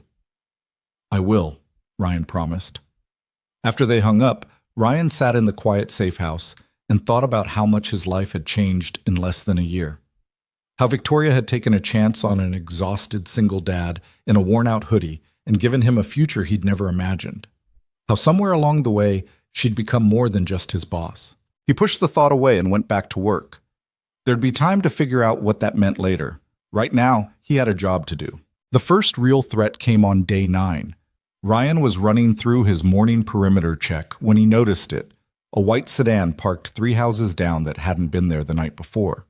Same model he'd seen twice in the past week in different locations. Could be coincidence. Probably was coincidence. But Ryan didn't believe in coincidences anymore. He texted Agent Chen immediately. White Camry, 3 houses east, Plates Hotel Charlie 7294, run it. Her response came back within minutes. Registered to rental company. Checked out 4 days ago to cash customer. No name on file. Ryan's stomach tightened. He circled back to the safe house through the rear entrance, checking sight lines and exposure points. The Camry had a clear view of their front door. Stay away from windows, he told Jennifer quietly when he came inside. She was making coffee in the kitchen while Sophie watched cartoons in the living room. Jennifer's face went pale. What's wrong? Probably nothing, just being cautious. He kept his voice calm, but she'd been around enough law enforcement to know when someone was lying to make her feel better. Should we move? She asked, her hand shaking slightly as she set down the coffee pot. Not yet. Let me handle it. Ryan spent the next 3 hours monitoring the vehicle from different angles, documenting everything. The Camry didn't move. No one got in or out, but someone was definitely inside. He could see slight movements through the tinted windows. Agent Chen arrived with backup at noon, approaching the vehicle with tactical precision. Ryan watched from the safe house camera feed, his hand resting on the sidearm the FBI had cleared him to carry for this assignment. The Camry's driver turned out to be a private investigator conducting insurance fraud surveillance on a completely different house. Wrong place, wrong time, wrong target. Chen verified his credentials and sent him on his way with a warning about parking in the area. False alarm. But Ryan couldn't shake the tension that had settled into his shoulders. The trial was 12 days away. The closer they got, the more desperate the crime organization would become. You okay? Jennifer asked that evening after Sophie had gone to bed. They were sitting at the kitchen table, Ryan reviewing security protocols, Jennifer pretending to work on case notes, but mostly just staring at her laptop. I'm fine, Ryan said automatically. You don't look fine. You look like you haven't slept in a week. Ryan glanced up at her. She looked exhausted herself, the stress of the situation aging her in real time. I sleep enough. When? Because I hear you walking the perimeter at 2 in the morning, and 3, and 4. That's my job. Your job is to protect us, not work yourself into the ground, Jennifer said quietly. You're not going to be much good to Sophie and me if you collapse from exhaustion. Ryan wanted to argue, but she had a point. He'd been running on adrenaline and coffee for over a week, grabbing sleep in 2-hour chunks when he could. It wasn't sustainable. I'll get some rest tonight, he conceded. Chen's team is on perimeter. I can afford a few hours. Jennifer nodded, then hesitated. Can I ask you something personal? Sure. Why are you doing this? I mean, really, the FBI said you're a consultant, that you normally do corporate training. This is completely different. Why take this assignment? Ryan was quiet for a moment, thinking about how to answer. You have a daughter, he finally said. So do I. She's 6. And if someone threatened her, I'd want to know that the person protecting her actually gave a damn about keeping her safe. Not just doing a job, but really caring. Jennifer's eyes filled with tears. Thank you for caring. Sophie's a good kid. You've done a great job with her. I'm terrified I've traumatized her for life, Jennifer admitted, wiping at her eyes. Pulling her out of school, hiding her away like this. She keeps asking when we can go home, and I don't know what to tell her. Tell her the truth, Ryan said. Not the details, but the truth. That you're doing something important, something that matters, and that requires keeping her safe for a little while. Kids understand more than we give them credit for. Is that what you tell your daughter when you have to go away? Ryan smiled slightly. Something like that. She knows I help people. She's proud of that, even when she misses me. Do you miss her, your daughter? Every single day, Ryan said quietly. But I call her every night. It helps. They sat in comfortable silence for a few minutes. Outside, the neighborhood was settling into evening routines. Porch lights coming on, garage doors closing, the normal sounds of suburban life that felt surreal given the circumstances. The FBI thinks I'm crazy, Jennifer said suddenly, for going through with this trial. They've offered me deals, relocations, ways out, but I can't walk away. These people hurt so many families. If I don't testify, no one will. That takes courage. It takes stubbornness, Jennifer corrected with a slight smile. My ex-husband used to say I never knew when to quit. Ex-husband? He left 2 years ago, couldn't handle the stress of my job, the long hours, the danger, decided he'd rather start over with someone whose career didn't involve death threats. The bitterness in her voice was unmistakable. I'm sorry. Don't be. Sophie and I are better off without him. Jennifer closed her laptop. What about you? Your daughter's mother? She died 3 years ago. Car accident. I'm so sorry, Jennifer said, genuine sympathy in her voice. That must have been incredibly hard. It was. Still is sometimes. Ryan stood and stretched, his back protesting from too many hours hunched over security monitors. But you keep going because you have to. For them. For them, Jennifer echoed. Ryan did sleep that night, 4 solid hours, the most he'd gotten since the assignment started. He woke to his phone buzzing with a text from Victoria. Thinking about you, stay safe. He smiled and texted back. Always. How's Emma? She and your mom made cookies yesterday, brought some by the office. Emma gave me a very serious lecture about proper chocolate chip distribution. Ryan could picture it perfectly. Emma with flour on her nose, explaining the precise ratio of chocolate chips to dough with the kind of authority only a 6-year-old could muster. Sounds like her. Tell her I miss her. Tell her yourself. She's planning to call you tonight to discuss important cookie matters. The second threat came on day 14. Ryan was running a routine security check when the FBI's surveillance team flagged suspicious activity 3 blocks away. A vehicle circling the neighborhood multiple times, slowing near their street, then leaving. Different car than before, different pattern, but definitely wrong. Agent Richardson called within minutes. We're tracking them. Black SUV, 2 occupants. They've circled your area twice in the past hour. Have they made the safe house? Ryan asked, already moving to secure the interior. We don't think so, but they're looking for something. Ryan's mind raced through possibilities. They'd been careful. No patterns, no predictable movements, minimal external contact. But if the organization had resources inside the FBI or the prosecutor's office, they could have narrowed down potential locations. I want to move them, Ryan said. Tonight. We don't have another safe house ready. Us. Then get one ready. I'm not waiting for them to confirm our location. Richardson was quiet for a moment. Let me make some calls. 6 hours later, they were packing. Sophie didn't understand why they had to leave her yellow room, and her tears nearly broke Ryan's heart. I know it's scary, sweetheart, he said, kneeling down to her level. But we're going to another house that's even safer, and you can bring all your toys. Even Peanut. Especially Peanut. The move happened at midnight. Ryan coordinated with Chen's team, staggering departure times, using multiple vehicles, taking circuitous routes designed to identify and shake any surveillance. Jennifer and Sophie rode in an unmarked FBI van. Ryan followed in a separate vehicle, his eyes constantly checking mirrors and side streets. The new safe house was in a different suburb, a single-family home set back from the road with good sightlines and multiple escape routes. Not ideal, but better than staying in a compromised location. They arrived at 2 a.m. Sophie had fallen asleep in the van, and Jennifer carried her inside while Ryan cleared the house room by room. The FBI had done a basic setup, but it lacked the personal touches of the previous location. I'm sorry, Ryan told Jennifer as she laid Sophie on an unfamiliar couch. I know this is hard. It's necessary, Jennifer said, though she looked ready to collapse. That's what matters. Ryan's phone buzzed. Victoria. Sorry for the late text. Chen updated me on the move. You okay? He stepped outside to respond, not wanting to disturb Jennifer and Sophie. Tired, frustrated, but we're secure. You sound stressed. I'm fine. Ryan. Victoria's voice carried a note of concern, even through text. Talk to me. He called her instead of texting back. She answered immediately. Hey, she said softly. What's wrong? Nothing's wrong. Everything's under control. You're a terrible liar. Ryan sighed and sat down on the front steps of the unfamiliar house. I just moved them in the middle of the night because someone was circling the neighborhood. Sophie's terrified, Jennifer's barely holding it together, and the trial is still 8 days away. So yeah, I'm a little stressed. You're doing everything right, Victoria said.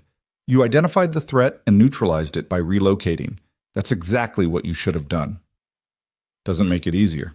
No, Victoria agreed. It doesn't, but it makes it right. Ryan was quiet for a moment, listening to the sounds of the unfamiliar neighborhood. How's Emma? She misses you, but she's okay. Your mom's taking good care of her. And the office? Marcus has everything under control. Stop worrying about us and focus on your assignment. I can't help it. Victoria's voice softened even more. I know. That's one of the things She paused. That's one of your strengths. You care about everyone, but right now Jennifer and Sophie need you to care about them most. I know. Call me if you need anything. Doesn't matter what time. Okay. And Ryan, you're going to get them through this. I know you will.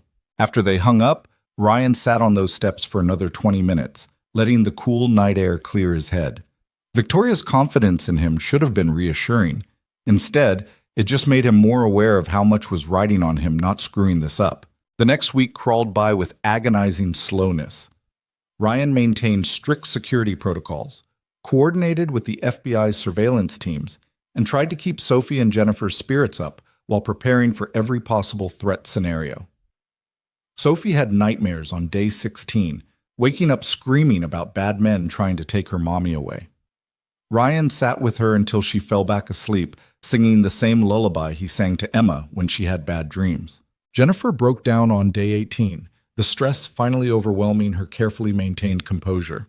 Ryan made her tea and let her cry, understanding that sometimes people just needed to fall apart for a few minutes before they could put themselves back together. He called Emma every night at 8 o'clock, like clockwork. She'd started counting down the days until he came home, each number a reminder of how much he was missing. 5 more days, Daddy, she announced on day 19. Then you come home and we can have pancakes. Sounds perfect, kiddo. What kind of pancakes? Chocolate chip, with extra chocolate chips, and whipped cream, and strawberries. That's a lot of toppings. It's a celebration, Emma said seriously. Grandma said so. Ryan smiled, his chest aching with how much he missed her. Can't wait, Em. Is the little girl you're protecting okay? She's doing great. She's very brave. Like me. Just like you.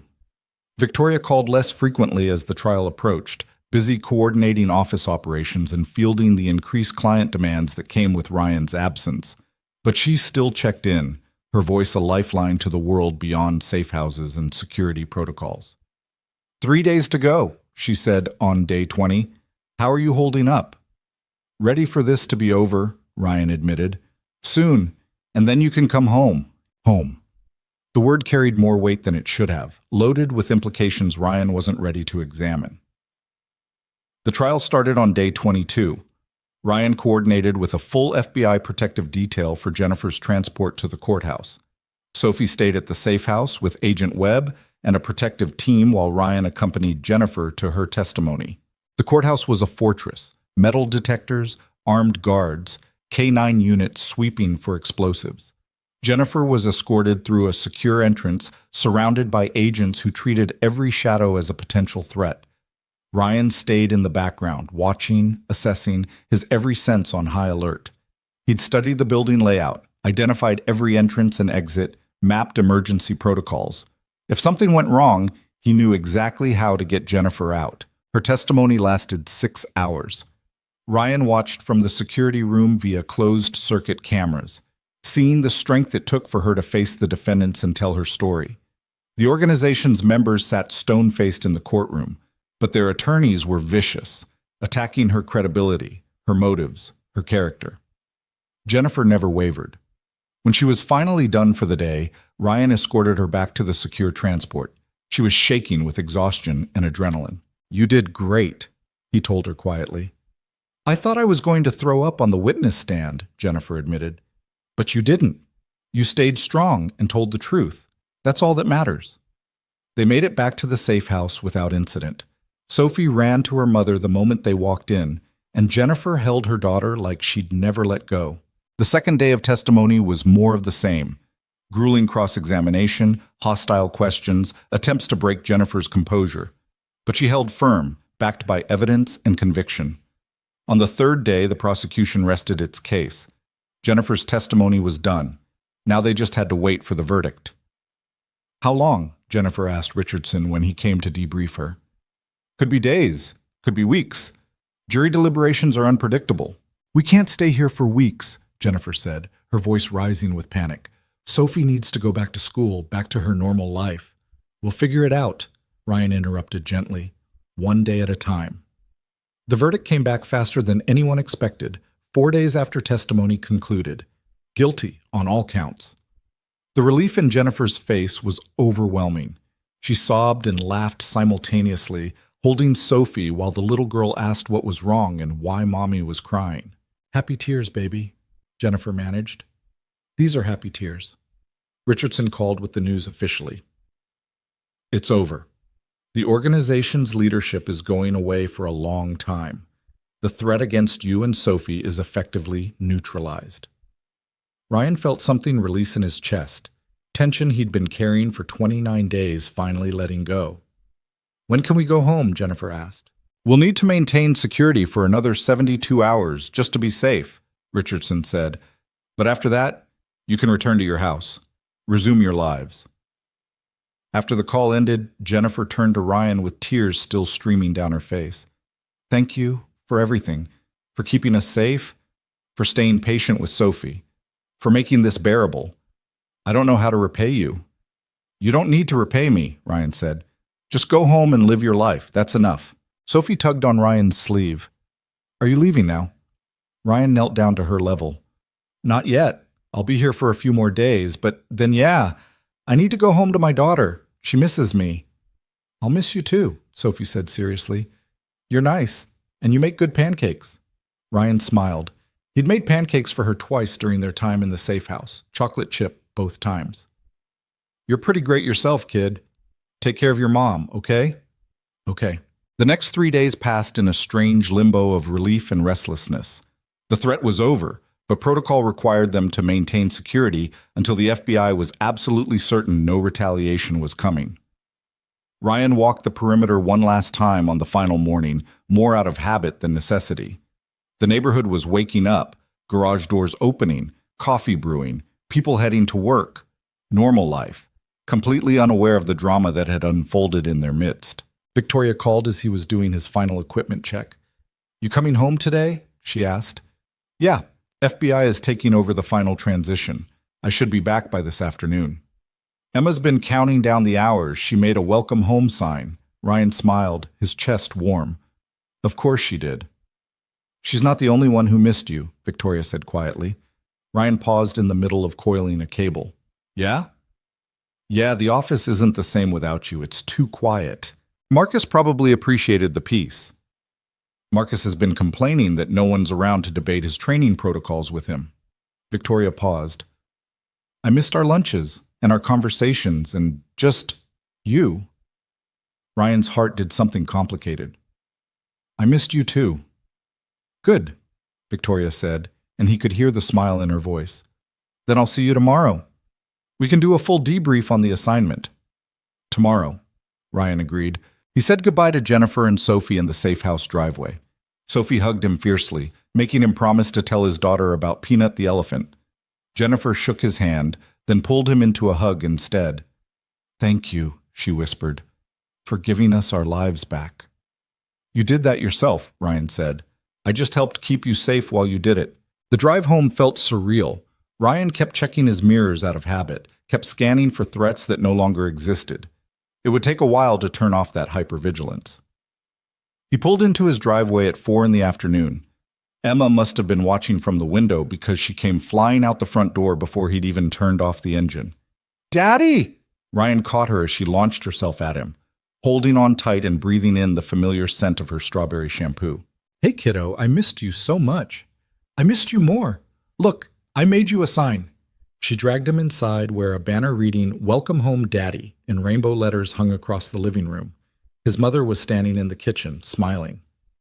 "Welcome back, honey," she said. "Emma's been talking about nothing else all day." "Thanks for staying with her, Mom." "My pleasure. Now I'm going to head home and let you two catch up." She hugged him, whispered, "I'm proud of you," in his ear, and left. Emma chattered nonstop for the next hour, telling him everything he'd missed: school projects, playground drama, new jokes she'd learned, the cookies she'd made with Grandma. Ryan listened to every word, letting her voice wash over him like a healing balm. That night, after Emma was finally asleep, Ryan sat in his quiet house and let himself feel everything he'd been holding back for 29 days. The fear, the stress, the responsibility of keeping two people safe, the satisfaction of having done it successfully, the bone-deep exhaustion that came from operating at maximum alertness for a month straight. His phone buzzed with a text from Victoria. "Sleep well? You earned it." Ryan smiled and texted back, and "Thanks for everything, for believing I could do this. I always believed. Now you know you can too." He fell asleep on the couch with his phone still in his hand, more at peace than he'd been in weeks. The next morning, Ryan dropped Emma at school and headed to the Hayes strategic office for the first time in a month. Walking through those familiar doors felt like coming home. Victoria was waiting in her office, and when she saw him, her face lit up in a way that made his chest tight. "You're back," she said unnecessarily. "I'm back." They stood there for a moment, the air between them charged with something neither of them had named yet. "Coffee?" Victoria finally asked. "Coffee sounds perfect." They walked to the break room together, and Ryan caught Marcus's eye through a conference room window. Marcus gave him a nod of approval and a slight smile. Things were going to be different now, Ryan realized. He'd proven something to himself on this assignment, that he could use his past without being consumed by it, that he could protect people without losing himself. And maybe, just maybe, he was ready to start building something more than just a career. Maybe he was ready to build a future. The debrief with Victoria and the FBI took most of the morning. Ryan walked them through every decision he'd made during the assignment, every threat assessment, every protocol adjustment. Richardson and Chen both acknowledged that his approach had been instrumental in keeping Jennifer and Sophie Morrison safe. "We'd like to contract with Hayes Strategic for future witness protection cases," Richardson said as the meeting wrapped up. "Your methods are different from what we're used to, but they work." Victoria glanced at Ryan. "We'll consider it, but Ryan makes the call on whether he takes field assignments. That's non-negotiable." After the FBI agents left, Victoria closed her office door and turned to face Ryan. "So," she said, "how does it feel?" "How does what feel?" "Knowing you just successfully protected two people for a month under serious threat conditions. Knowing you proved you can do this work at the highest level." Ryan shrugged, uncomfortable with the praise. "I did what I was hired to do." "You did more than that," Victoria said firmly. "You kept a scared woman and her daughter not just alive, but emotionally intact. The FBI said Sophie actually seemed happy most of the time you were protecting her. That's not just good security work, Ryan. That's exceptional." "She's a good kid. Made it easy." Victoria smiled and shook her head. "You really don't know how to take a compliment, do you?" "Not really my thing." "Well, get used to it, because word's already spreading. I've had 3 inquiries this morning about our protection services. Everyone wants the consultant who kept the Morrison case from becoming a disaster." Ryan felt his stomach tighten. "I'm not interested in becoming some high-profile protection specialist. That's not why I took this job."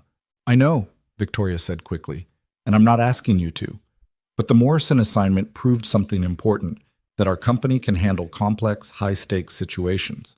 That opens doors for growth. Better contracts, bigger clients, more resources." She paused. "More opportunities to help people who actually need it." Ryan studied her face. "You've been thinking about this." "I've been thinking about a lot of things," Victoria admitted. "The past month gave me time to evaluate where this company is headed. And I realized something. I don't want to just build a successful business. I want to build something that matters. Something that actually makes people safer, not just richer. That's what you've been doing all along. Maybe, but I want to do more of it, and I can't do that without you. The weight of her words hung between them. Ryan walked to the window, looking out over the city. People moving through their lives down there, most of them never knowing how close danger might be, never thinking about the people who work to keep them safe. I need to ask you something, he said without turning around. Anything. Why did you really offer me this job? That first day at the restaurant, you saw me for maybe 5 minutes. That's not enough time to evaluate someone for a senior position. Victoria was quiet for a long moment. You want the honest answer? Always. Because I saw something in you that I'd been looking for in this industry for years, she said slowly. Someone who had the skills but also the restraint. Someone who understood that real strength isn't about how much damage you can do, it's about how much damage you can prevent. And because when I watched you with Emma, I saw someone who'd figured out what actually matters. Ryan turned to face her. And what's that? Protecting the people you love. Building something worth having. Being someone worth being. Victoria met his eyes directly. You'd walked away from a career that probably would have made you successful in certain circles. You gave it all up to raise your daughter. That told me everything I needed to know about your priorities. I didn't have a choice. Emma needed me. You had choices, Victoria corrected gently. You could have let your mom raise her while you deployed overseas for triple the salary. You could have put her in full-time care and worked whatever job paid the most. But you chose to be her father first. That's not nothing, Ryan. Ryan looked away, uncomfortable with being seen so clearly. She's my kid. That's what you do. That's what good parents do, Victoria said, and there are fewer of those than you think. They stood in silence for a moment, the office bustling with activity beyond the closed door. Ryan could hear Marcus running a training session down the hall, the familiar sounds of the company that had become his second home. I got an offer last week, he said abruptly. Victoria's expression flickered. Surprise, maybe concern. What kind of offer? Private military contractor. They somehow got wind of the Morrison case, offered me $200,000 a year plus bonuses, overseas work, high-risk protection details, the kind of contracts that pay ridiculous money because they're basically legal mercenary work. Victoria's face had gone carefully neutral. And I turned them down within about 5 seconds. Ryan smiled slightly at her visible relief. They seemed shocked, kept increasing the offer like I was negotiating. Couldn't understand why I'd say no to that kind of money. Why did you say no? Because I've done that work. I know what it costs, and it's not worth any amount of money. Ryan moved back toward her desk, leaning against it. I spent years of my life in places where violence was the default answer to every problem, where the only thing that mattered was completing the mission, and everything else was just collateral. And I was good at it, really good. But it hollowed me out, Victoria. By the time I left, I barely recognized myself. Victoria listened without interrupting, her full attention on him. Then Sarah died, and suddenly I had Emma depending on me, Ryan continued, and I had to figure out who I wanted to be for her, what kind of example I wanted to set. And I realized that the person I'd been, the soldier who could execute a mission without hesitation, that wasn't someone I wanted my daughter to know. So you became someone different. I tried to, but I didn't know how to use what I'd learned in a way that felt right. I just buried it. Worked a dead-end job, barely survived. Ryan met her eyes. Until you showed me there was another way, that I could use those skills to actually help people instead of just hurting them. That protection and violence aren't the same thing. Victoria's expression had softened. You figured that out yourself. I just gave you the opportunity. You gave me more than that. You gave me a future I didn't think I could have. The air between them shifted, charged with something that had been building for months. Victoria took a step closer. Ryan. A knock on the door interrupted whatever she'd been about to say. Marcus stuck his head in. Sorry to interrupt, but we've got a situation with the Dennison contract. Their CEO wants to revise the security assessment, and he's insisting on talking to you specifically, Victoria. Victoria closed her eyes briefly, frustration flickering across her face. Tell him I'll call him in 10 minutes. He's kind of demanding it be now. Then he can wait 11 minutes, Victoria said with forced patience. Close the door, Marcus. Marcus raised his eyebrows but complied, shutting the door behind him. Victoria turned back to Ryan. Sorry, where were we? You were about to say something. Right. She took a breath, seeming uncharacteristically nervous. This is probably terrible timing and completely unprofessional, but I've been thinking about this for months and I can't keep ignoring it. Ryan's heart started beating faster. Ignoring what? The fact that somewhere along the way you stopped being just my employee. Victoria held his gaze. And I stopped being just your boss. And we've both been pretending we haven't noticed. Ryan opened his mouth, then closed it, having no idea what to say. I'm probably making this awkward, Victoria continued, a slight flush creeping up her neck. And if I'm completely misreading this situation, just tell me and we'll never mention it again, but I needed to at least— You're not misreading it, Ryan interrupted quietly. Victoria stopped mid-sentence. I'm not? No. I've been thinking about you for months, about us, about what this is becoming. He ran a hand through his hair. But I kept talking myself out of saying anything because you're my boss. And I didn't want to mess up what we've built here, and I have Emma to consider, and you're overthinking it, Victoria said with a slight smile. Probably. They stood there looking at each other, both of them clearly wanting to close the distance, but neither quite sure how to make the first move.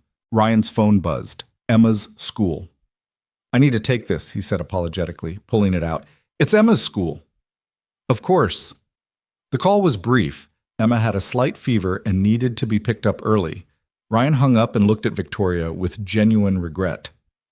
I have to go get her. I know. Go. Family first, Victoria smiled. Always family first. Ryan headed for the door, then paused with his hand on the handle. Victoria? Yeah?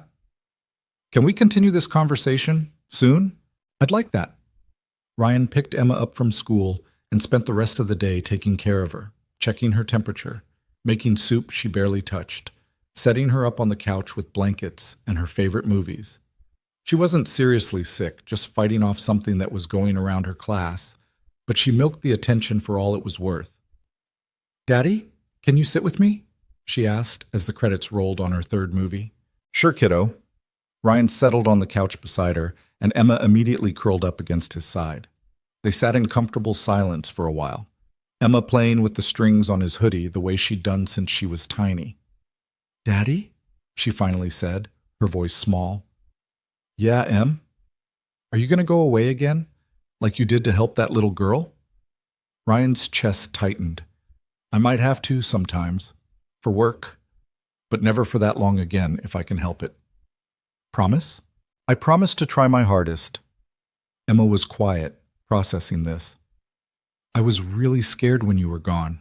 I didn't tell Grandma because I didn't want her to worry, but I kept thinking maybe you wouldn't come back. Like Mommy didn't come back. Ryan felt like he'd been punched. He pulled Emma closer, kissing the top of her head. Oh, sweetheart, I'm not going anywhere. I'm always coming back to you. Always. You can't promise that, Emma said, with the kind of wisdom that shouldn't exist in a 6-year-old.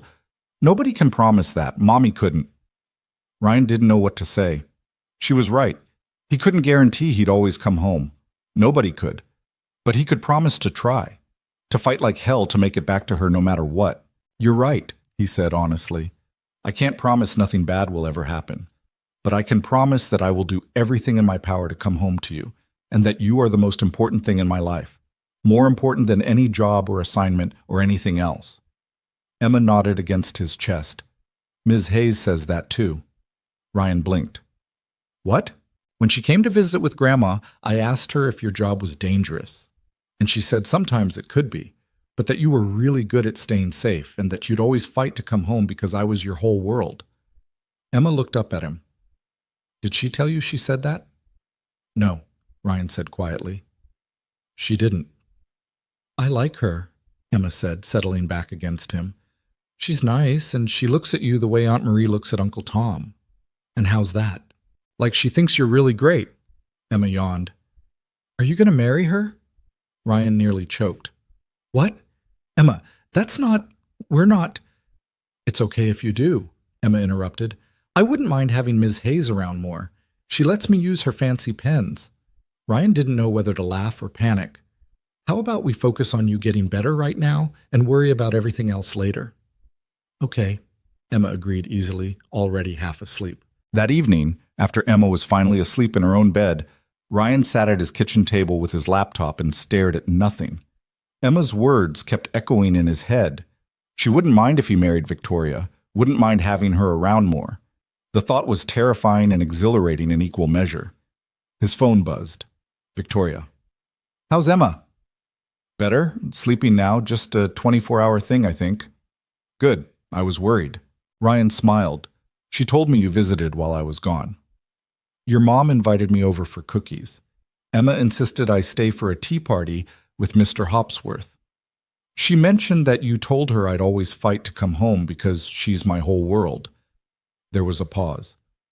I shouldn't have said that without asking you first. I'm sorry. Don't be. It was the truth. Ryan hesitated. She also said she likes you, and that she wouldn't mind having you around more. Another pause, longer this time. What did you say? That we'd worry about everything else later. Ryan took a breath. But I've been thinking about it. About what you said in your office. About what this is becoming. And I think we should stop pretending we're just colleagues, because we're not. We haven't been for a long time. He could hear Victoria's smile through the phone. No, we haven't.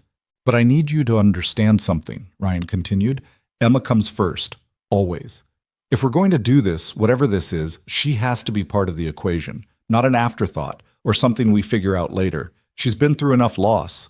I won't put her through more. I wouldn't want you to, Victoria said softly.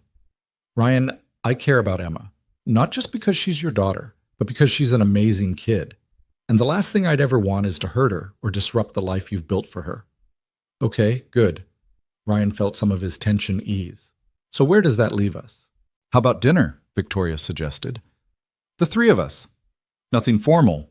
Just us getting to spend time together in a way that's honest about what we're feeling. Let Emma see that there might be something here. See how she actually feels about it, instead of just asking hypothetically. Ryan thought about it. She'd like that. She's been asking when we can have lunch with you again. Is Friday too soon? I know a place that has great pasta and makes these chocolate lava cakes that Emma would lose her mind over.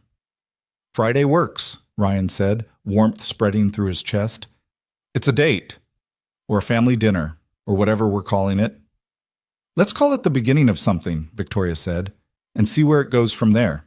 Friday arrived with Emma practically vibrating with excitement. She'd insisted on wearing her favorite dress, purple with sparkles, and had made Ryan promise they could bring Mr. Hopsworth. He's part of the family, Daddy. He should be there for important things. Ryan didn't argue. They met Victoria at a family-friendly Italian place that managed to be nice without being stuffy. Emma spotted Victoria immediately and ran ahead, getting a hug before Ryan even made it to the table. You look so pretty, Emma announced. So do you, Victoria said seriously. I love the sparkles. They're for special occasions. Daddy said this was special. Victoria glanced at Ryan over Emma's head, her expression soft. It definitely is.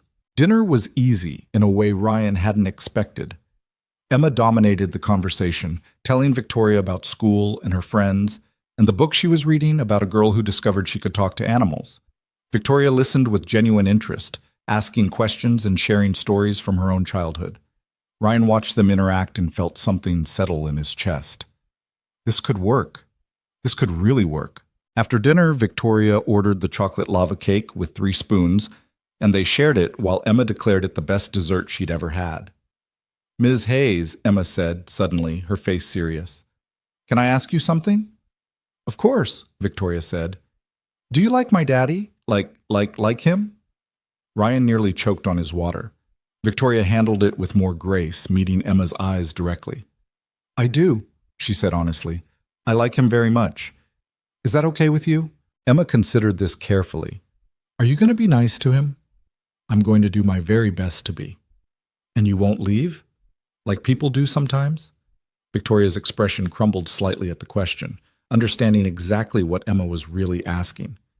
Emma, I can't promise that nothing will ever go wrong. Life doesn't work that way. But I can promise that I care about your dad, and I care about you, and I'm not going anywhere unless you or your dad want me to go, okay? Emma nodded, seemingly satisfied. Okay, then I think it's good. You make Daddy smile more. Ryan felt his throat tighten with emotion. Can I be excused to go look at the fish tank? Emma asked, already sliding out of her chair. Stay where we can see you, Ryan said. Once Emma was safely occupied watching the large aquarium near the entrance, Victoria turned to Ryan with tears in her eyes.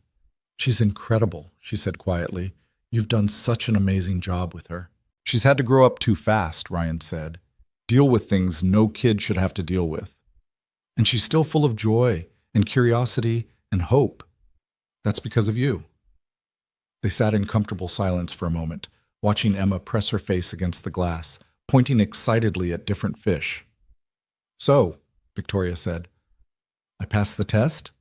With flying colors, Ryan confirmed, though I'm pretty sure the chocolate cake helped. Victoria laughed. I'm not above bribery. Good to know. Ryan reached across the table and took her hand. Victoria laced her fingers through his, and it felt like the most natural thing in the world. The next 6 months brought changes that felt both monumental and surprisingly easy. Ryan and Victoria navigated their relationship carefully, always keeping Emma's needs at the center of every decision. They went slow, family dinners, weekend outings, movies at Ryan's house, where Emma would inevitably fall asleep between them on the couch. Victoria became a steady presence in their lives without trying to replace Sarah or force herself into spaces where she didn't belong. She showed up at Emma's school events, brought supplies when Emma had science projects due, and taught her how to make a proper PowerPoint presentation for show and tell. Emma flourished with the additional attention, and Ryan found himself falling harder for Victoria every time he watched her interact with his daughter. At work, Hayes Strategic continued to grow. The Morrison case had opened doors to government contracts and high-level corporate clients. Ryan developed new training programs that became industry standards. Marcus finally admitted that having Ryan around made him a better instructor. Don't let it go to your head, Marcus said when Ryan caught him using one of Ryan's threat recognition techniques in a session. I'm just borrowing your good ideas. Sure you are, Ryan said with a grin. Jennifer Morrison stayed in touch, sending occasional updates about how she and Sophie were doing. Sophie had drawn Ryan a picture of him and Peanut, the elephant, saving the day, which now hung in his office at home. But not everything was smooth. Ryan still had nightmares sometimes about missions gone wrong, about threats he'd missed. He still struggled with letting his guard down, with trusting that things could stay good. Victoria had her own challenges, learning how to share control, accepting that she couldn't solve every problem with planning and protocols. Her tendency to work 16-hour days clashed with Ryan's insistence on family time. They had their first real fight on a Tuesday evening when Victoria missed a dinner she'd promised to attend because a client crisis ran late. Emma had been disappointed, and Ryan had been furious in a way that surprised both of them. You said you'd be here, he said when she finally called to apologize. Emma made place cards. She was so excited to show you her science project. I know, and I'm sorry, Victoria said, stress evident in her voice. But this client pays for 20% of our operating budget, Ryan. I couldn't just leave in the middle of a crisis. There's always going to be a crisis. There's always going to be another client emergency. But Emma's only 6 once. You don't get these years back. You think I don't know that? Victoria's voice rose. You think I don't feel terrible about missing dinner? But I have a company to run, responsibilities I can't just ignore. I'm not asking you to ignore them. I'm asking you to keep your promises to a 6-year-old. The silence on the line was heavy. You're right, Victoria finally said quietly. I'm sorry. I should have called earlier, should have managed this differently. I'll apologize to Emma tomorrow. She'll forgive you. She always does. But Victoria, if this is going to work, you have to be present. Not just physically showing up, but actually being here. Emma's had enough people disappoint her. I know, Victoria said, her voice thick with emotion. I'll do better, I promise. And she did. She started blocking off time in her calendar specifically for Emma and Ryan, treating those commitments as non-negotiable. She delegated more, trusted Marcus and her other senior staff to handle crises. She learned that being a good partner and being a good CEO didn't have to be mutually exclusive. Ryan learned his own lessons, that not every missed dinner was abandonment, that Victoria was allowed to have priorities beyond their family, that his fear of loss couldn't dictate how he controlled everyone around him. They learned how to be together, messily, imperfectly, but honestly. A year after the Morrison case, Ryan got another offer, this time from a government agency that wanted him to develop training programs for Federal Protective Services. The pay was astronomical, The position was prestigious. It would have been a massive career advancement. He turned it down. Why? Victoria asked when he told her. This is an incredible opportunity. Because it would mean traveling 3 weeks out of every month. Being away from Emma that much. Missing her childhood. Ryan shrugged. I've already got an incredible opportunity right here. Why would I leave it? Victoria kissed him. You're absolutely sure? I'm sure. What Ryan didn't tell her was that he'd been planning something else. Something that terrified him more than any protection assignment ever had. He waited until Emma's 7th birthday party was over, after the last guest had left, and Emma was crashed on the couch in a sugar coma. Victoria had stayed to help clean up, and they were in the kitchen washing dishes when Ryan decided it was time. Can I ask you something? He said, drying a plate. Of course. Do you see yourself doing this long term? This thing we've built together? Victoria paused mid-scrub, looking at him carefully. Are you asking what I think you're asking? Maybe. I don't know. I'm not very good at this. Victoria dried her hands and turned to face him fully. Ryan Carter, are you trying to propose? I might be. Possibly. If you'd be interested. He was fumbling this badly. I don't have a ring yet. I wanted to ask Emma first, and then I was going to plan something nice, but I'm standing here and I want to know if this is what you want too. A life with me and Emma and all the complicated, messy, beautiful parts of what that means. Victoria's eyes were shining. Are you seriously proposing to me while we're doing dishes? Apparently, yeah, I'm really bad at romance. You're not bad at romance, Victoria said, stepping closer. You're exactly who you are. Honest and direct and completely incapable of playing games. And yes, Ryan. Yes, I want a life with you and Emma and all the complicated, messy, beautiful parts. Ryan felt relief flood through him. Yeah? Yeah, Victoria laughed, wiping at her eyes. Though we're definitely telling people you did this better than you actually did. Deal. He kissed her there in his kitchen, surrounded by paper plates and birthday decorations, and it was perfect in its imperfection. Emma woke up 20 minutes later and found them still in the kitchen, now sitting at the table making plans. What are you guys doing? She asked sleepily. Ryan glanced at Victoria, who nodded. Em, come here for a second, Ryan said, pulling out a chair beside him. We need to talk to you about something. Emma climbed into the chair, suddenly more alert. Am I in trouble? No, sweetheart. Nothing like that. Ryan took a breath. You know how much time Victoria spends with us now? Yeah, she's here all the time. It's nice. What would you think if she was here all the time? Like, if she moved in with us, and we all became a family, officially? Emma looked between them, processing. You mean like getting married? Yeah, like that. Emma was quiet for a long moment. Ryan's heart pounded while he waited. Would she be my mom then? Emma finally asked quietly. Victoria leaned forward. I would never try to replace your mom, Emma. She was important and special, and no one could ever take her place. But I would be someone who loves you and takes care of you and is here for whatever you need, if that's okay with you. Emma thought about this seriously, her face solemn in a way that reminded Ryan she'd been forced to be older than her years. Can I call you whatever I want? Emma asked. Absolutely, Victoria said. Whatever feels right to you. Okay, Emma nodded decisively. Then yes, I think it's good. You make Daddy happy, and you teach me cool stuff, and you always remember that I don't like pickles. Ryan laughed, emotion thick in his throat. Those are excellent reasons. Can we tell Grandma? Emma asked, already excited. She's going to be so happy. She told me last week that you and Ms. Hayes were good for each other, but she didn't think Daddy would get his act together anytime soon. Your grandma said that? Ryan asked. Yep. I didn't know what it meant, but now I do. Emma yawned. Can I go back to sleep now? Go ahead, kiddo. After Emma had shuffled back to the couch, Victoria turned to Ryan with a smile. Well, that went better than expected. My mom thinks I needed to get my act together, apparently. Your mom is a wise woman. They got married 6 months later in Ryan's backyard, surrounded by family and friends and Hayes' strategic staff who'd become family too. Emma was the flower girl, taking her job incredibly seriously and making sure every petal was perfectly placed. Marcus served as Ryan's best man and only teased him minimally about getting sappy. Jennifer and Sophie Morrison came to the wedding, Sophie clutching Peanut and telling everyone about how Ryan had kept them safe. She and Emma bonded immediately over their shared love of stuffed animals and immediately started planning a play date.